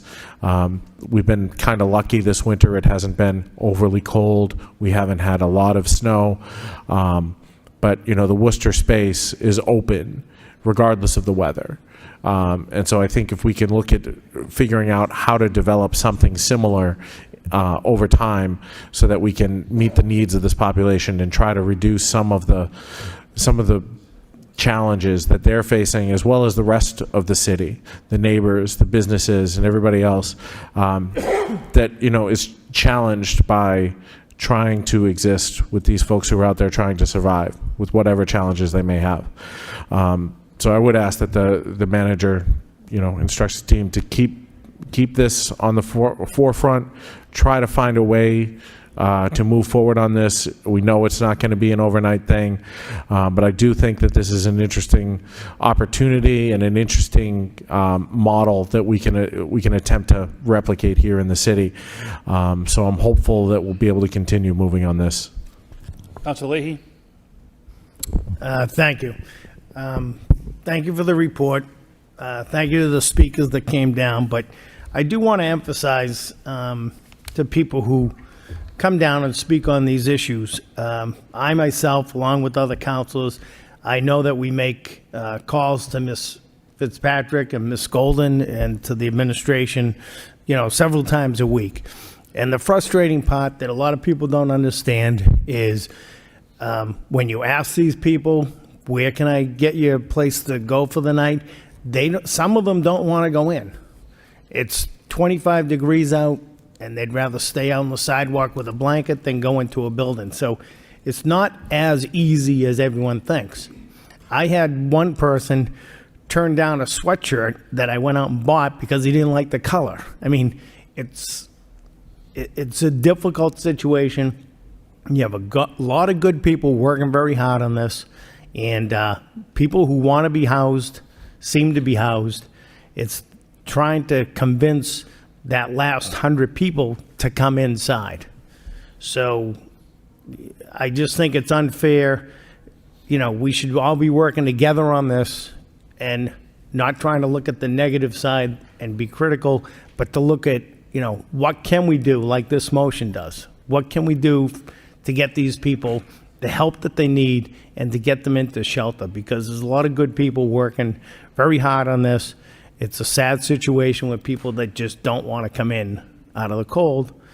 But I think we're doing a lot of good work. So I just wanted to state that. Thank you. Councilor Gitchia? Thank you, Mayor Rourke. I just want to thank a few people that have been instrumental in the teamwork piece of helping the homeless people. Community Teamwork, their hotel, they had 83 at last count of 84 beds are filled. You look at Lowell Transitional Living Center, 106 can accommodate 120. So that means there's 14 beds that people are not going to, and that's down at our own shelter.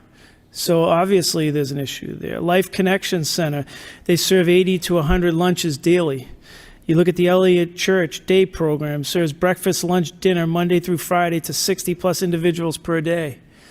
I think that, you know, as we look and we try to kick people for doing their job, they have to understand the job is a job that you're never going to be successful in. I just left a big city where people are sleeping everywhere. Cars are on fire, gunshots are going off, people are sleeping on sidewalks as we go to a baseball stadium. And let's look back in May of 2023 at the numbers. The total sheltered were 161, total unsheltered were 85, total homeless were 246. Today, the number is total sheltered 189, 97 unsheltered for a total of 286.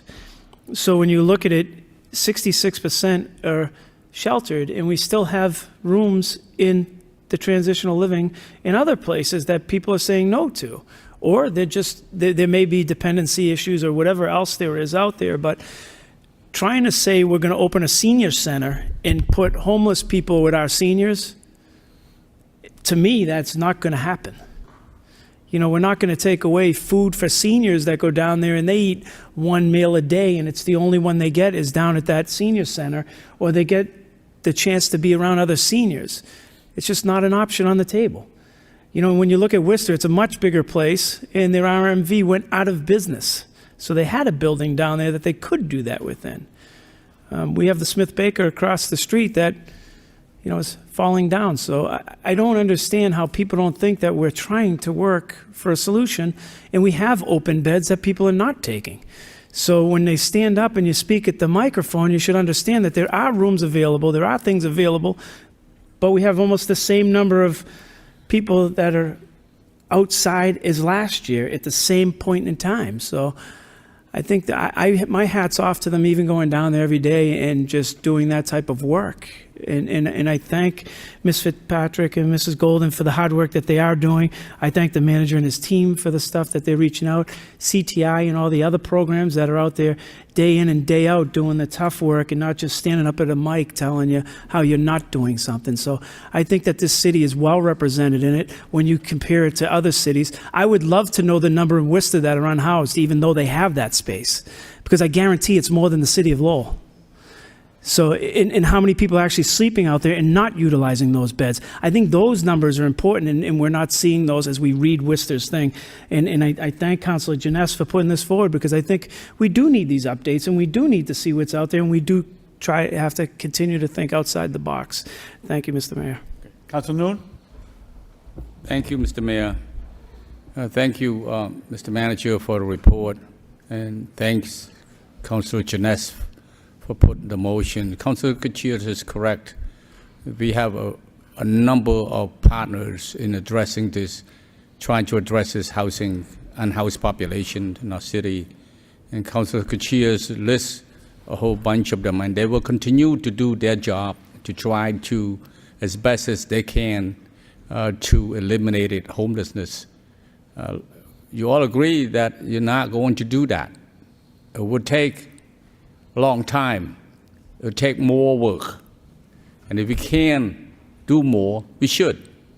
With our existing partners in building, if we have to looking for other locations to help, then we do so. This issue is not going to go away, not anytime soon. So we need to work together to address it. And with our partners, like I said, if we can do more, we should do more.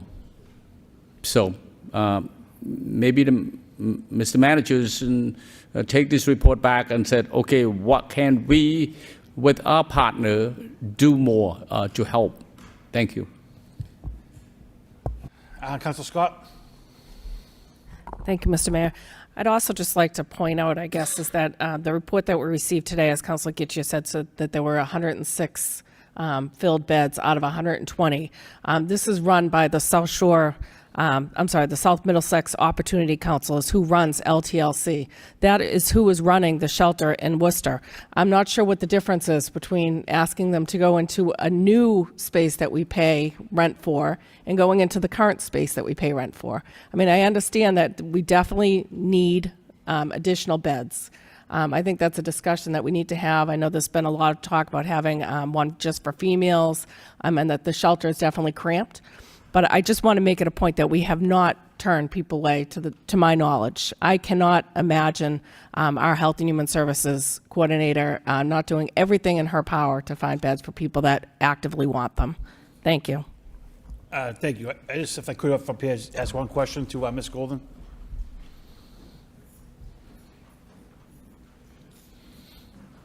In the time that you've been doing this with Ms. Fitzpatrick, have you turned down anybody that asked for help? No. Thank you. Thank you. Motion response aye. Computer CAD update. Councilor Noon.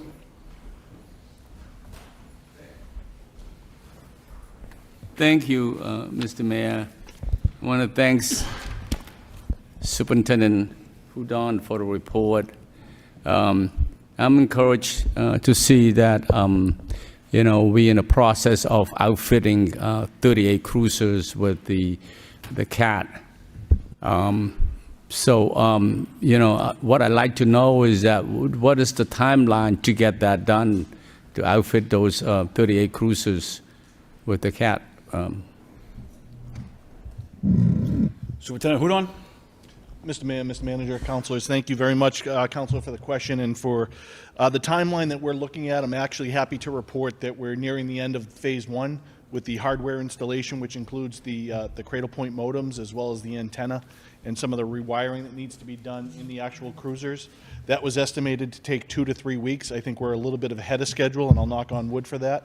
I have spoken to our MIS department, and their intention is to begin phase 2 on Monday, which may take, depending on scheduling with the vendor, 2 to 3 weeks. Again, I think they're a little bit of ahead of schedule on that. And barring any unforeseen problems, we're hoping to have this entire project wrapped up and online in about 10 weeks. So can I estimate that this will get done by, say, maybe in the middle of April? Yes. Okay. You also mentioned a new iPad. What's that new iPad for? And who's assigned to that iPad? So our detectives and members of some of our specialty units, such as our gang units, utilize iPads on the street, which give them the same access for running plates. They can do it on the iPad. They don't have the mobile data terminals in the cruisers, so they use iPads, and they can also use those for photographing crime scenes and other things that they use it for. I see. Well, it's very detailed report, Mr. Mayor. If I could refer the report to the Public Safety Subcommittee and to have more discussion on it. Motion by Councilor Noon, send to Public Safety Subcommittee, second by Councilor Yem. All those in favor say aye. Motion passes. Motion response J, Lowell Police Department precinct staffing. Councilor Noon. Thank you, Mr. Mayor. Right after I filed the motion, I learned that you, Mr. Superintendent, partnered with MCC and having some intern there, that 5 intern, in fact, to work on those precincts. I noticed that you mentioned Bridge Street and Broadway. How many precincts we have in the city, and how can we fill all the remaining of the precinct? Three active precincts that are actively used, including the one on Gorham Street, would be added to the list of Broadway Street and the Bridge Street precinct. This is just a question of staffing. This is an excellent pilot program that we're going to look to see how it works and to see if there's any room for expansion. We had asked for hopefully 6 interns. We were able to get 5, working with Middlesex Community College and Ms. Dominguez in her office and her team, and the manager's team. So we're going to see how this works, and if we can get additional staffing, we're going to staff the additional precinct. Is this a paid intern or volunteer? It is. Paid intern. This is paid. Okay. What's the hour they're going to be at the precinct? 4 to 10 p.m. 4 to 10 p.m. All right. And of Thanks. course, that's always subject to their scheduling and availability as well. We try to be flexible with them. Where do you get the funding for that, Mr. Superintendent, for the intern? So I took this out of our temporary salaries and wages. Cool. Thank you. The correction, Mr. Mahencha? I just thank you very much, Mr. Mayor, through the council. I just want to caution councilors. It is the intent of the superintendent as well as the administration to make sure that there are 2 people there at all times. And if for whatever reason one particular precinct may not be open at this time, we might have 3 of our interns in one precinct at a time. So I just want to make sure that from the safety perspective is there. So that does not mean, Superintendent, I want to make sure that that is correct, that those 2 precincts will be fully staffed on those Thursday, Friday, and Saturdays. It is the intent of the administration as well as the superintendent to grow this, maybe working with Middlesex Community College as well as maybe even the university and other people that are interested in police work as a ways and a means to try to introduce some of the work that is done by our police department and to try to bring our ranks back to where they need to be. Thank you. Thank you, Superintendent. Thank you. Councilor Scott? Actually, part of my question was just answered. I was going to ask about the back central precinct on Gorham Street and whether or not that was staffed every evening, or what's the staffing like at that precinct? Yeah, so the back central precinct is not staffed regularly like the other 2 that we're trying to staff right now on Bridge Street and Broadway Street. And you're trying to fully staff that? Is that part of the plan, or? Again, with the availability of interns to staff these. Okay. Thank you. Councilor Yam? Thank you, Mr. Mayor. I just want to thank you for the report. It's a great report. And I also want to thank you for reorganizing the community response instead of the sector captain for each community. You form a team. My question for that is that for community groups meeting, we can request, before it used to be the sector captain come in and give report, say what happened in acres and all that. So now you create a team, which I think is great. So are we able to request the same representative from the department to give report, say, for the acre section during the community neighborhood meetings. Thank you. Councilor Robinson? Thank you. Last night we had the Centerville neighborhood group meeting and it went great. I think Captain Damaris? Yes. I think he's a great asset. I think he's well informed of not just one specific district, but he touched on issues citywide as well, and his experience really spoke to the crowd. I think I like the plans, utilizing interns and getting people dip their toe into the field that they might be wanting to go into.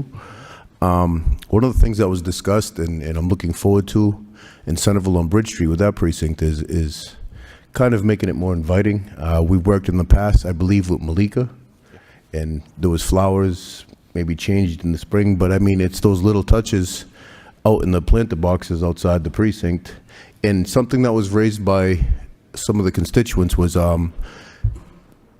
potentially some kind of signage so people would be able to see from the street when they're open, when they're not, because again, I know a lot of this is dependent on interns and their schedules, and Thursday, Friday, Saturday, I believe, is going to be the kind of key days that they're trying to open it up to the public when possible. And so I think signage to let people know, walking or driving by, that it's open, stop in if you have something. Thank you, though. Just a quick suggestion from up here. With all the criminal justice majors at MCC and UMass Lowell, I think you probably get a handful more to staff the precincts. Just out of curiosity, though. Thank you. Last response of the night, Parking Enterprise Fund update. Councilor Gidja? Mr. Mayor, I'll just wait till 8.1 and 8.2 to talk about when we get to the ordinance piece. Sounds good. 6.2, informational reports. First one up, Colley, Mr. Manager. Thank you very much, Mr. Mayor. Through to the council. Council, this is obviously a very exciting time with a lot of hard work that has been happening over at Colley Stadium. And currently, right now, there was in the first paragraph, there was a mistake of December of 2024. That was meant to be fiscal year. So that was December of 2023 that had happened. But currently right now, once again, I did say it's a very exciting time. We've been bringing in some money as well as what the council has been putting forward from our capital funds. But it appears right now that we're looking to redo Cavallo Field, which is the multi-purpose turf field, or also known as a soccer field over in that area. And the hope is to have that out and built out by the end of August for a minimum of 12 to 16 weeks. The estimated project cost, as in paragraph 2, was $2.9 million. It also, just to let everybody know, that we have a amount of money. We have plenty of other monies to get towards what we want to build, and that's that 5,000 to 6,000 square foot building, which is going to be locker rooms for male and female, weight rooms, as well as coaches' rooms. But that is something that we're still working on the finances of. That is, once again, another exciting piece. But I have to say thank you very much to the Lowell Athletic and Activities Foundation, who has really been one of the driving forces behind this in receiving $3 million from our Congresswoman Lori Trahan, as well as we were lucky enough to pick up an earmark of $2 million from the State House. And then we do have ESSA funds obviously involved in this, and the Martin Complex Master Plan. So this is definitely going to be a long project, given the amount of money that it's going to require to bring this back to where it should be. But at this point in time, we have these monies that are available.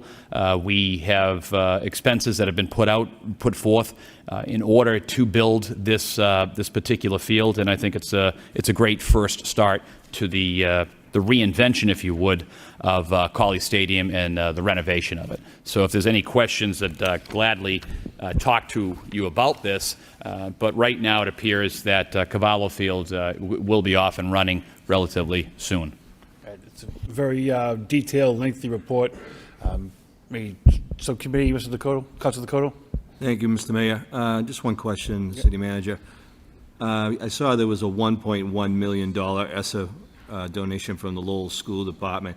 How did that number appear? How did we get to that number? Mr. Manager?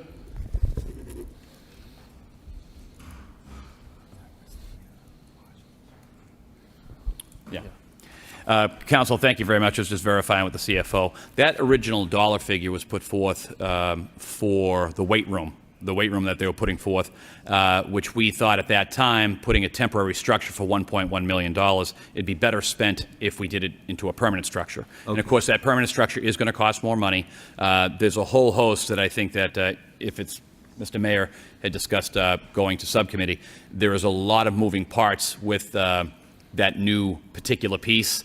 With water, storage, and everything else that is happening over there, with the holding tank that is needed over in the Belvedere section. So that's what I mean. There's a lot of moving parts, but that 1.1 specifically came from, instead of going a temporary, we're going to go permanent. I was just seeing if we could squeeze a little bit more out, that's all. Councilor Scott, then Councilor Gitche. Councilor Scott?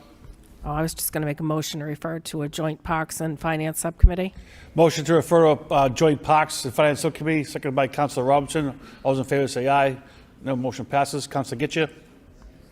Thank you, Mayor Rourke. I'm glad to see the report. I think as we go forward, when you look at that building itself, I'm hoping that we're not going to go modulars, because when you talk about a concession stand and you talk about equipment in there, and then you talk about showers and everything, it should be a permanent structure, even though it's a little bit more costly up front.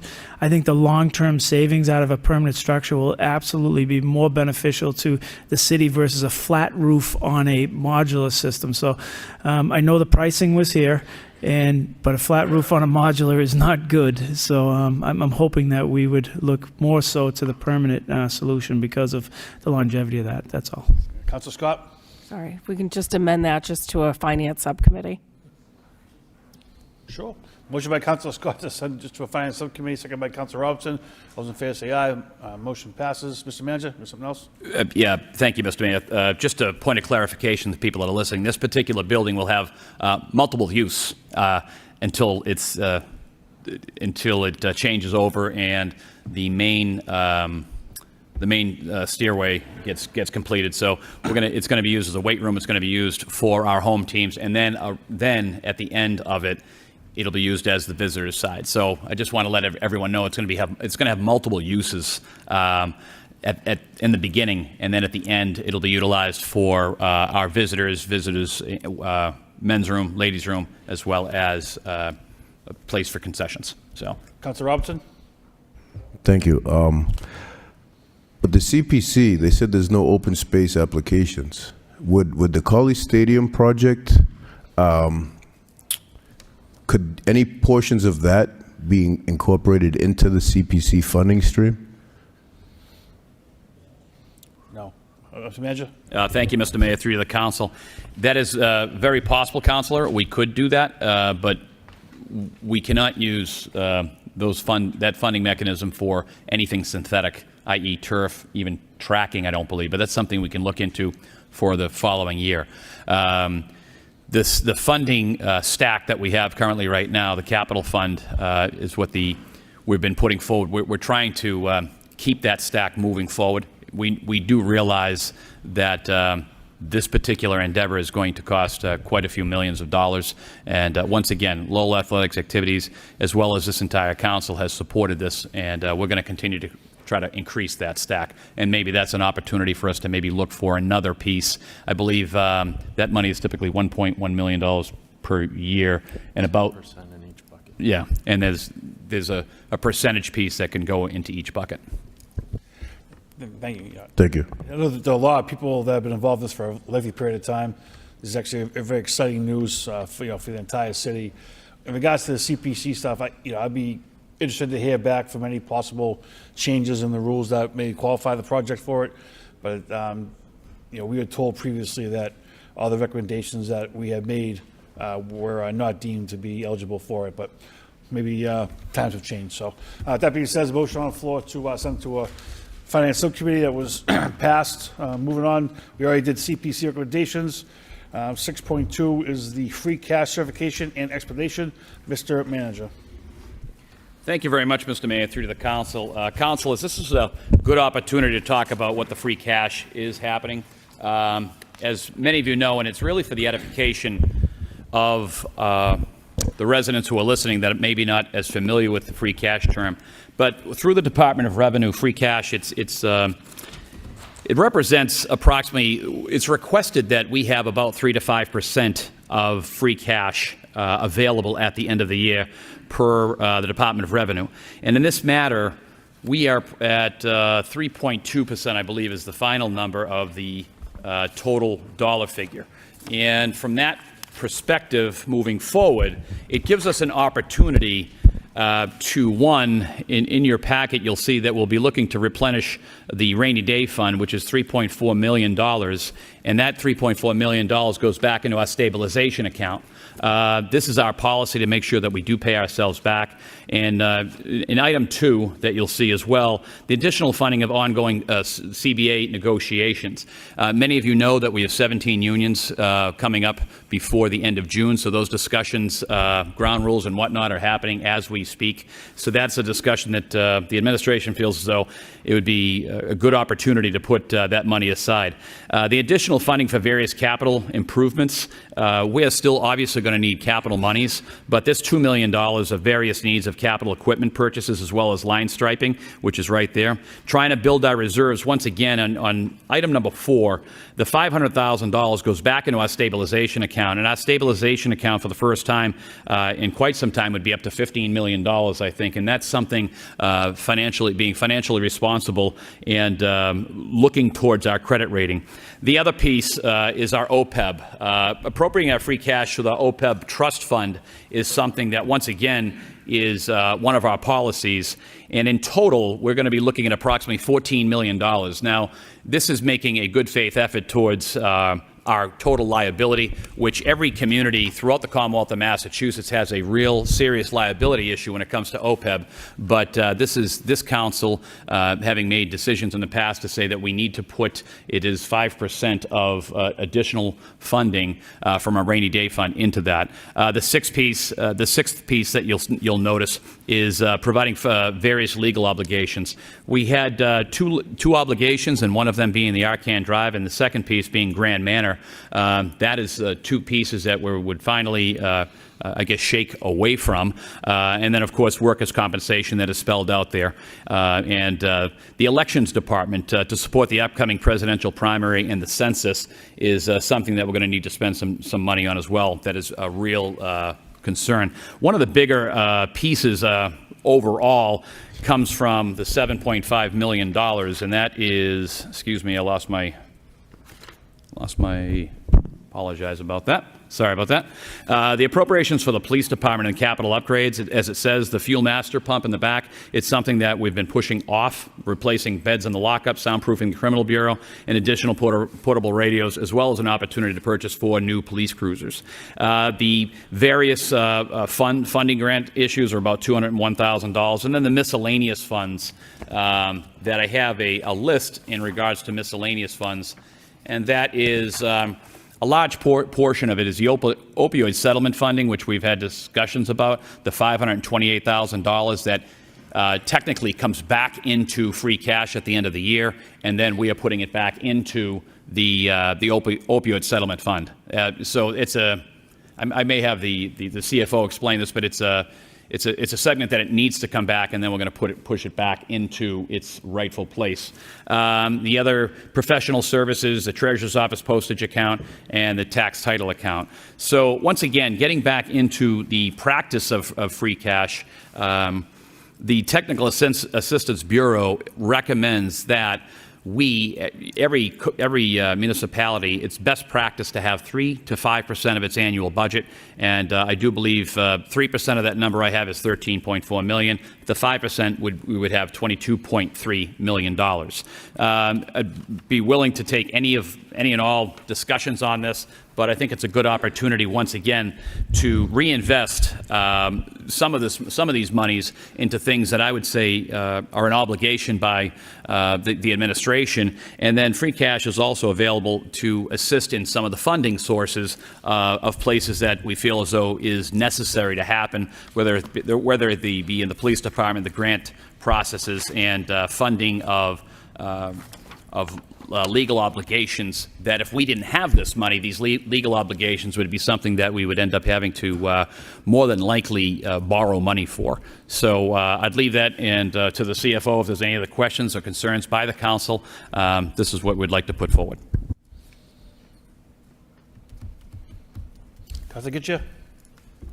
Can we refer this to the Finance Subcommittee? Motion by Councilor Getchia, second by Councilor Dakota to a Finance Subcommittee.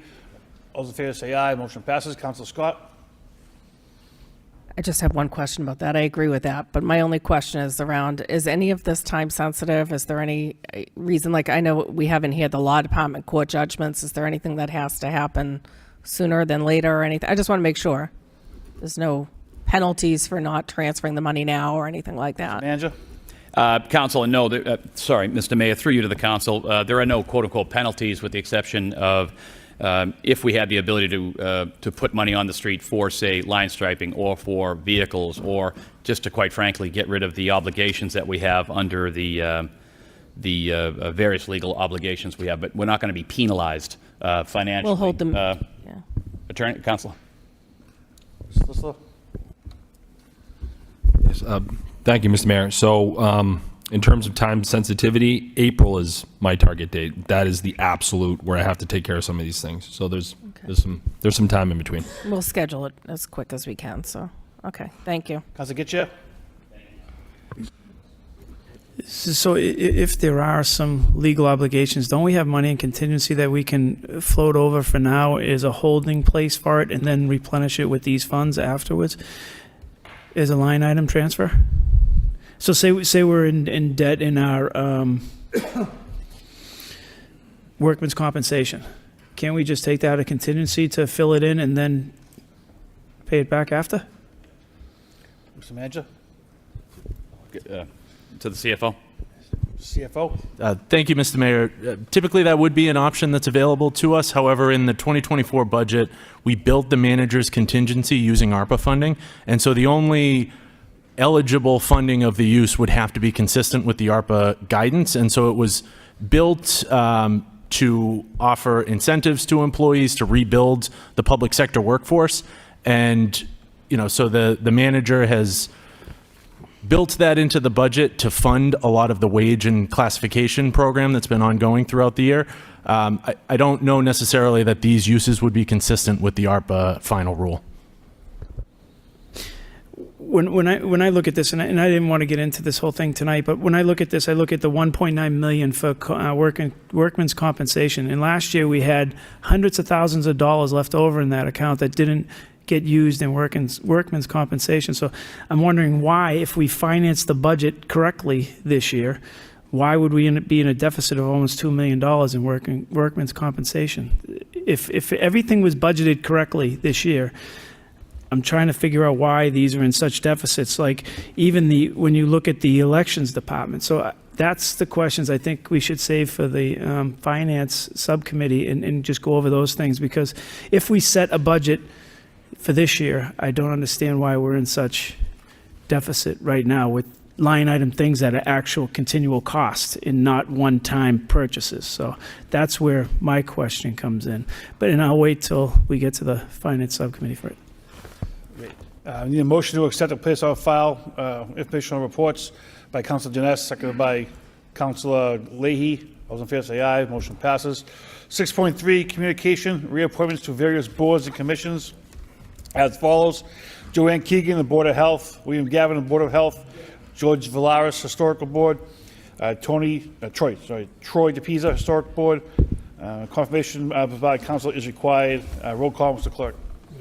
Motion to adopt by Councilor Robertson, seconded by Councilor Mercia. Roll call. Roll call. Councilor Noon. Yes. Councilor Robinson. Yes. Mayor Rourke. Yes. Councilor Scott. Yes. Councilor Yem. Yes. Councilor Chow.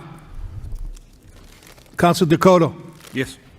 Counsel Getchia. Yes. Counsel Janice. Yes. Counsel Leahy. Yes. Counsel Mercia. Yes. 10 yeas. So I'm guessing 7.1 will put off for a couple of weeks? Mr. Manager? Mr. CFO? Mr. Mayor, if this is a companion piece on free cash, this number 7.1 is the vote to appropriate the free cash. So if the council referred the informational item, I would suggest to the council, if it's the will of the body, that this go with it for consideration, and then it could come back to the body for a vote after full discussion. Motion by Counsel Janice, second by Counsel Getchia. All those in favor say aye. Motion passes. Section 8, ordinance for the city manager. We'll do 8.1 and 8.2, very similar. Amend the fee schedule, residential parking signs, and amend parking rates FY '24. We need a motion to refer to a public hearing on February 20th, 2024 by Counsel Janice, second by Counsel Leahy. All those in favor? Is there a roll call? No. All in favor say aye. Motion passes. Section 9, subcommittee reports. 9.1, Rules Subcommittee on January 30th, 2024. Councilor Chow. Councilor Chow. Thank you, Mr. Mayor.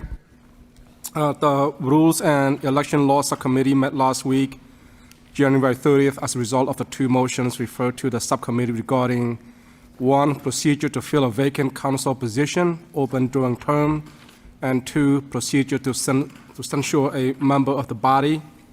Members of the Rules and Election Laws Subcommittee, Councilor Scott and Councilor Dakota, were present. Other members of the council present were Councilor Getchia, Councilor Janice, Councilor Mercia, and Councilor Leahy. The city solicitor and the assistant solicitor were also present. We opened the hearing to the public, and Deborah Belanger spoke to request a code of conduct, a guideline which would lead to a censure. The solicitor then spoke on the procedure to fill a vacated council seat, which is governed by existing statute, which stated the seat be filled with the next highest vote getter, or if there was no candidate in line, then there would be a special election. Councilor Scott and Councilor Dakota commented that we should have a special election to fill any vacant seat. There was a motion on the floor. Mr. Mayor, I don't know if you want me to state the motion now or wait till the end. The motion was by Councilor Scott, was seconded by Councilor Dakota, to request the city manager begin discussion with state delegation regarding filling home rule petition as to filling vacancies on bodies. The motion is passed on the subcommittee level. Should we put this motion forward right now? Can you repeat it for the clerk, please? What was the motion? What was the motion, Councilor? The motion was to have the city manager begin the discussion with state delegation regarding filling home rule petition as to filling vacancies on elected bodies. Yeah, I would just, it was a motion that was adopted by the subcommittee, so when you adopt the report, you just adopt the motion with that report, and that letter will get there. Okay. All right, wonderful. Further, Councilor Dakota asked the state delegation to move fast on the home rule petition. Basically, there were home rule petitions that were filed before that never got passed at the state level. Also, the time frame, how much time left in the term could determine whether the council choose to have special election or not. Councilor Getchia also cautioned about the council making appointments to fill the seat if there would be not enough time for a special election. Councilor Leahy commented that the language should be tweaked to fit our city. There was a second motion also, the motion by Councilor Scott, second by Councilor Dakota. It was request city manager have city solicitor bring forward different scenarios before the body regarding filling vacancies on elected bodies, and of course the motion passed as well. Then we move on to the second item regarding the censure. It was discussed. The solicitor provided information on how the city of Haverhill have this rule governing the elected body. To be clear, the rule does not remove a censure elected person. Councilor Dakota suggested tying code of conduct to be defined by the solicitor at the following report to be used with the censuring procedure. And there was another motion on the floor regarding this matter. It was motion by Councilor Scott, second by Councilor Dakota, request city manager have the solicitor provide and to define the codes of conduct that could be established and that motion was also passed. Again, Councilor Gishier made a comment on the subjective matter of what censure could really mean and if it could be challenged.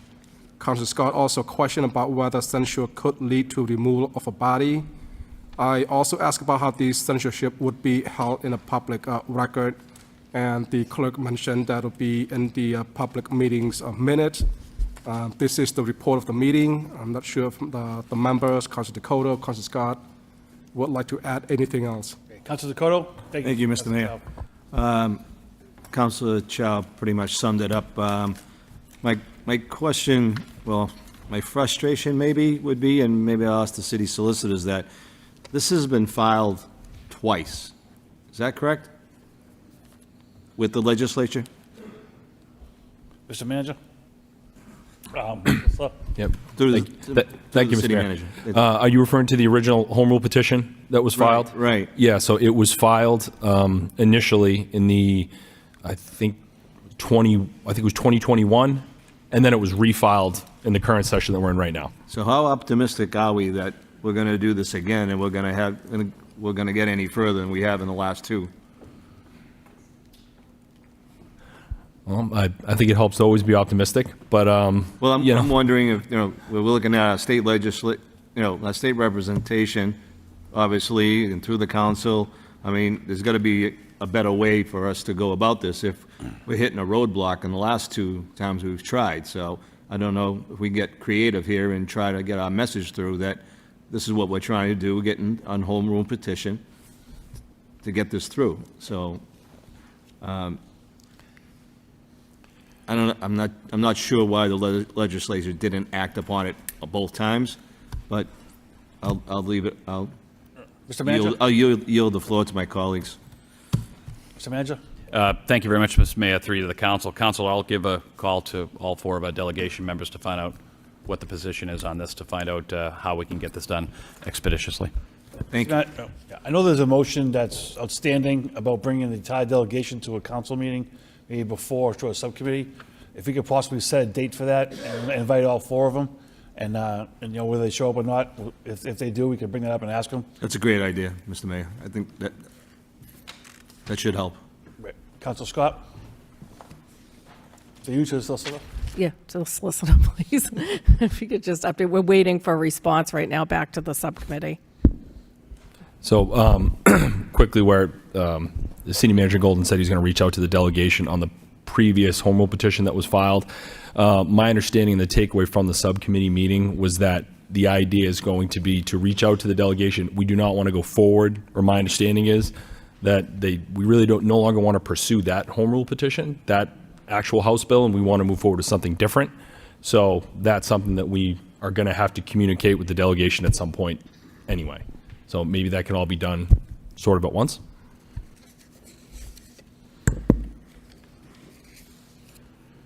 Anything else?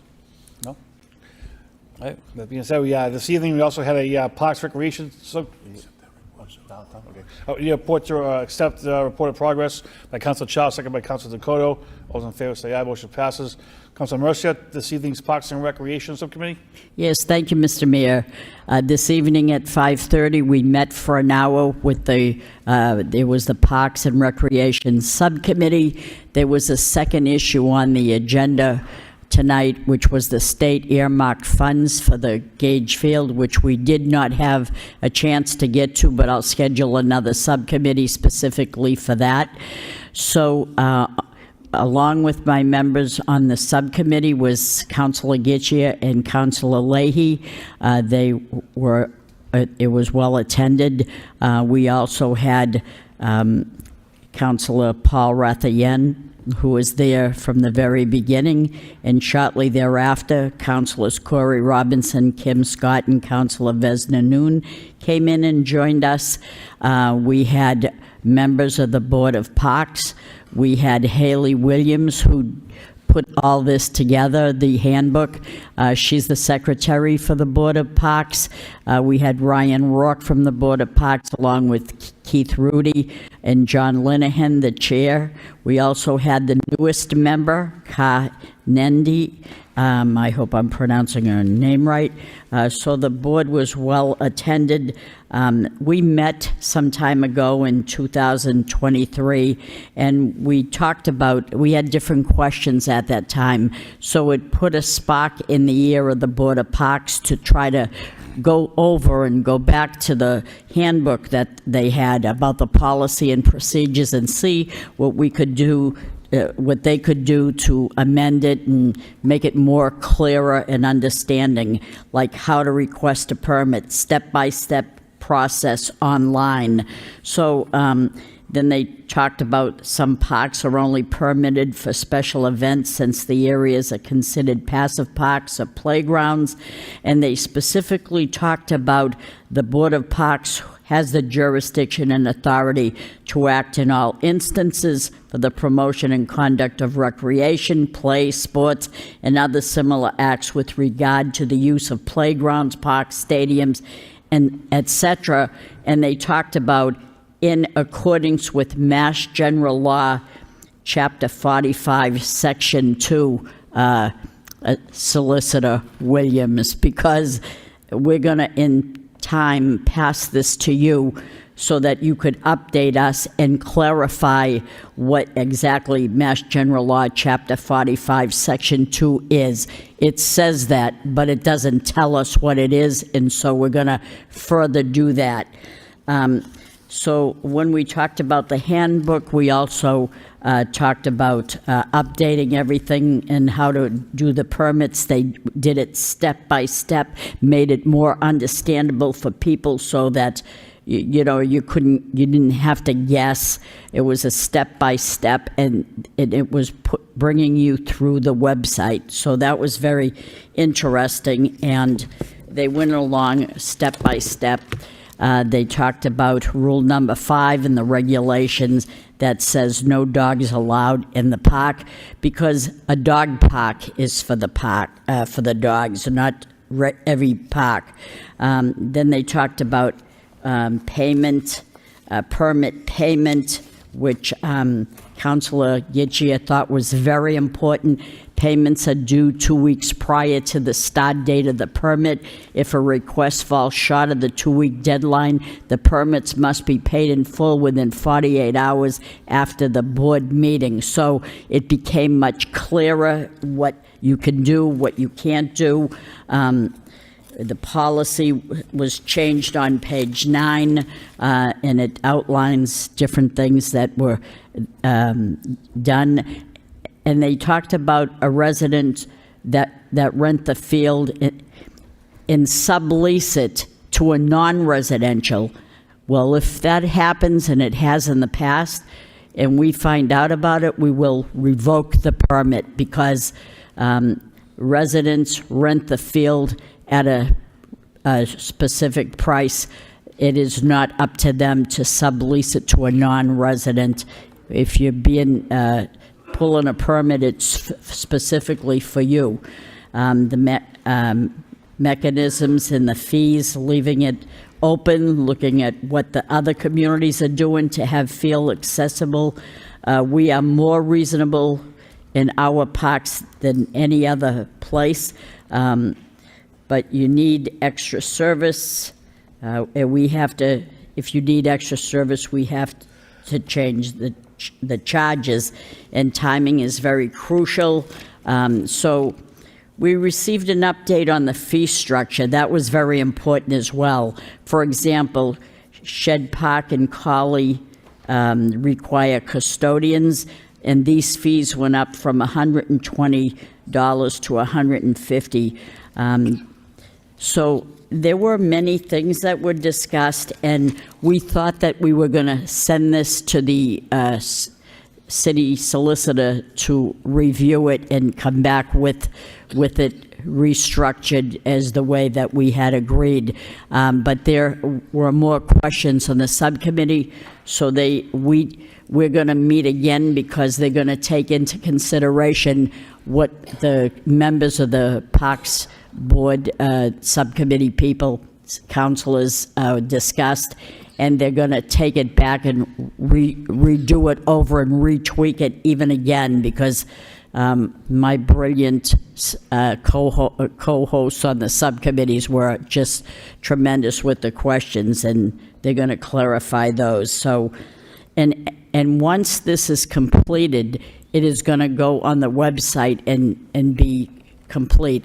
But in the meantime, there was a question through you, Mr. Mayor, to the city manager. If we could have whoever does the websites on the city website, they have this handbook on the website as it is, but fees are going to go up and be restructured.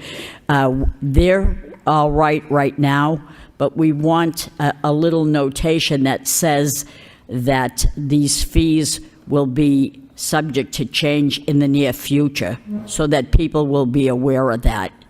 That was one of the requests as well. So if any of my colleagues have anything to add, I'm sure I didn't get everything done, but it was a motion to recess. We just recessed the subcommittee because it was sent back to the Board of Parks to redo it over a little bit more for what the questions my colleagues had to ask, to make it more understandable. And then once it does, and it comes back and we approve of it, we will send it to we will vote to send it to the city solicitor to review it and bring it back for a public hearing, because there's fees in there that have to go before the public, and that's how we're going to structure this. So I hope you understand. If there's any questions, if my colleagues have any further comments, additions, that's fine. Outstanding report. Thank you, Councilor. Thank you so much. Awesome. Councilor Robinson? If I could just add, the discussion around fees, it was explained by the Board of Parks that basically any adjustments were already in for the spring, summer season. People have budgeted and fundraised accordingly. Any proposed increases in fees probably wouldn't take place until, they said, the fall. But again, this is all subject to review by everyone that needs to be involved with it. But I'm glad to see that the Board of Parks and with the subcommittee that they're really trying to buckle down and look at preventing running more of a negative deficit in this area. Thank you. Yeah, I would agree, Councilor. Thank you. The subject of bringing up the subletting, once the fees are given to one person and Yes. going out to other people, that needs to stop. It's been going on for a long time. So, well done this evening. Thank you very much, members of that subcommittee. With that being said, a motion to report of progress by Councilor Mercer, seconded by Councilor Gitchia. All those in favor say aye. Motion passes. Section 10, we have petitions. We have 13 claims. Mr. Clerk, we have a speaker on one. Yeah, if there is a speaker on one. Jesse Tayube? Name and address for the record, please. Huh? Just name and address for the record, please. Oh, my name is Jesse Talparada. My address is 30 Roland Street, Newton, Massachusetts. On January 26th, I hit a pothole on 216 Wilder Street in Lowell while driving to school at about 20 miles per hour. I saw the car in front of me hit a pothole. I tried to avoid said pothole, but it was too late. Almost immediately noticed something was wrong with my car. As it started beeping, I promptly pulled over to a safe place and had noticed my tire had burst. I would really like to get the damages reimbursed, as I am a college student going to UMass Lowell and can't really afford $300 worth of damages to my car. So. Thank you, Jesse. So we're going to send this to the law department, and we'll get back to you, okay? Thank you for coming down. Councilor Gitchia? Could I ask a question through you, Mr. Mayor, to the city solicitor? Mr. Solicitor, damage like this to a vehicle, how long does it take for the law department to make a ruling on that for someone who's like a student or anybody in general? How long does it take for that ruling to come back so they know? Mr. Solicitor? Thank you, Mr. Mayor. I'd say on average it takes about a month for us to go through the claim, see how it's filed, speak with whoever we need to speak with on our end. Typically, we try to be proactive and speak with the individuals as well that filed the claim. just to try and make it a fair and sort of transparent process. But I'd say it takes about a month. Okay, so I'm going to ask you an unfair question again. What is the percentage of people who actually get paid back? Is it, because I understand, I've taken these courses where it says that if it's not known by the city and given them a reasonable time to make the repair, then most people don't have a leg to stand on and don't get reimbursed. What percentage do you see recently, city being liable? Is it very low? Honestly, it's an impossible question for me to answer. I wouldn't be able to, even if I tried at this point. I don't have that information. I wouldn't be Yeah. able to. Well, you know, I have a lot of people who call me and they ask and they're pushing, and I truly don't. I do know the answer is extremely low, the percentage. So I'm being honest with everybody. My next door neighbor hit the same pothole that he hit on Wilder Street. And in the packet, I believe there's 4 of them on that same place on Wilder Street within days of each other. So I don't know what a reasonable time is to make these repairs, but when you look at it, you know, we're talking pennies to help out people who, you know, are in hardship because of it, you know, tows and there's fees that go with it. And I don't want to put the city in liable, obviously, by saying, you know, this is something. But I do understand probably the whole city council has received multiple calls from multiple people about pothole damage and can we help them? I can't help you because it goes to the city solicitor, but I just think, you know, if we can just look and see what the calls came in, was there prior notice, and maybe we just didn't have a way of getting to it, and maybe we can help out some of these people try to get their vehicles back and funding back that they so desperately need. Thank you. That's our motion to refer to Law Department for report recommendation by Councilor Getchia, second by Councilor Janess. All those in favor say aye. Motion passes. 10.2, Boston Gas, National Grid requests installation of a gas main along Broadway, Wilder, Walker, and Wall Streets for service for UMass Lowell. Mr. Mayor, if I just may, just going to be a correction on that item. It's not a gas main, it's a geothermal line. I don't know what that is, but that's what the petition is. Should make some of our residents very happy to hear that, Mr. Clerk. We have a motion to refer to a public hearing on February 20th, 2024 by Councilor Noon, second by Councilor Yem. All those in favor say aye. Motion passes. Section 11, City Council Executive Session to consider and discuss the possible acquisition of the St. Jean Dock property, public discussions of which may have a detrimental effect on the negotiating position of our city. We will announce, we'll meet in executive session, and then we will vote to adjourn in executive session. So I need a motion by Councilor Scott, second by Councilor Getchia. Mr. Clerk, roll call. Councilor Noon. Yes. Councilor Robinson. Yes. Mayor Rourke. Yes. Councilor Scott. Yes. Councilor Yem. Yes. Councilor Chow. Yes. Councilor Dakota. Yes. Councilor Getchia. Yes. Councilor Janess. Yes. Councilor Leahy. Yes. Councilor Mercia. Yes. 11. Any announcements? Councilor Robinson?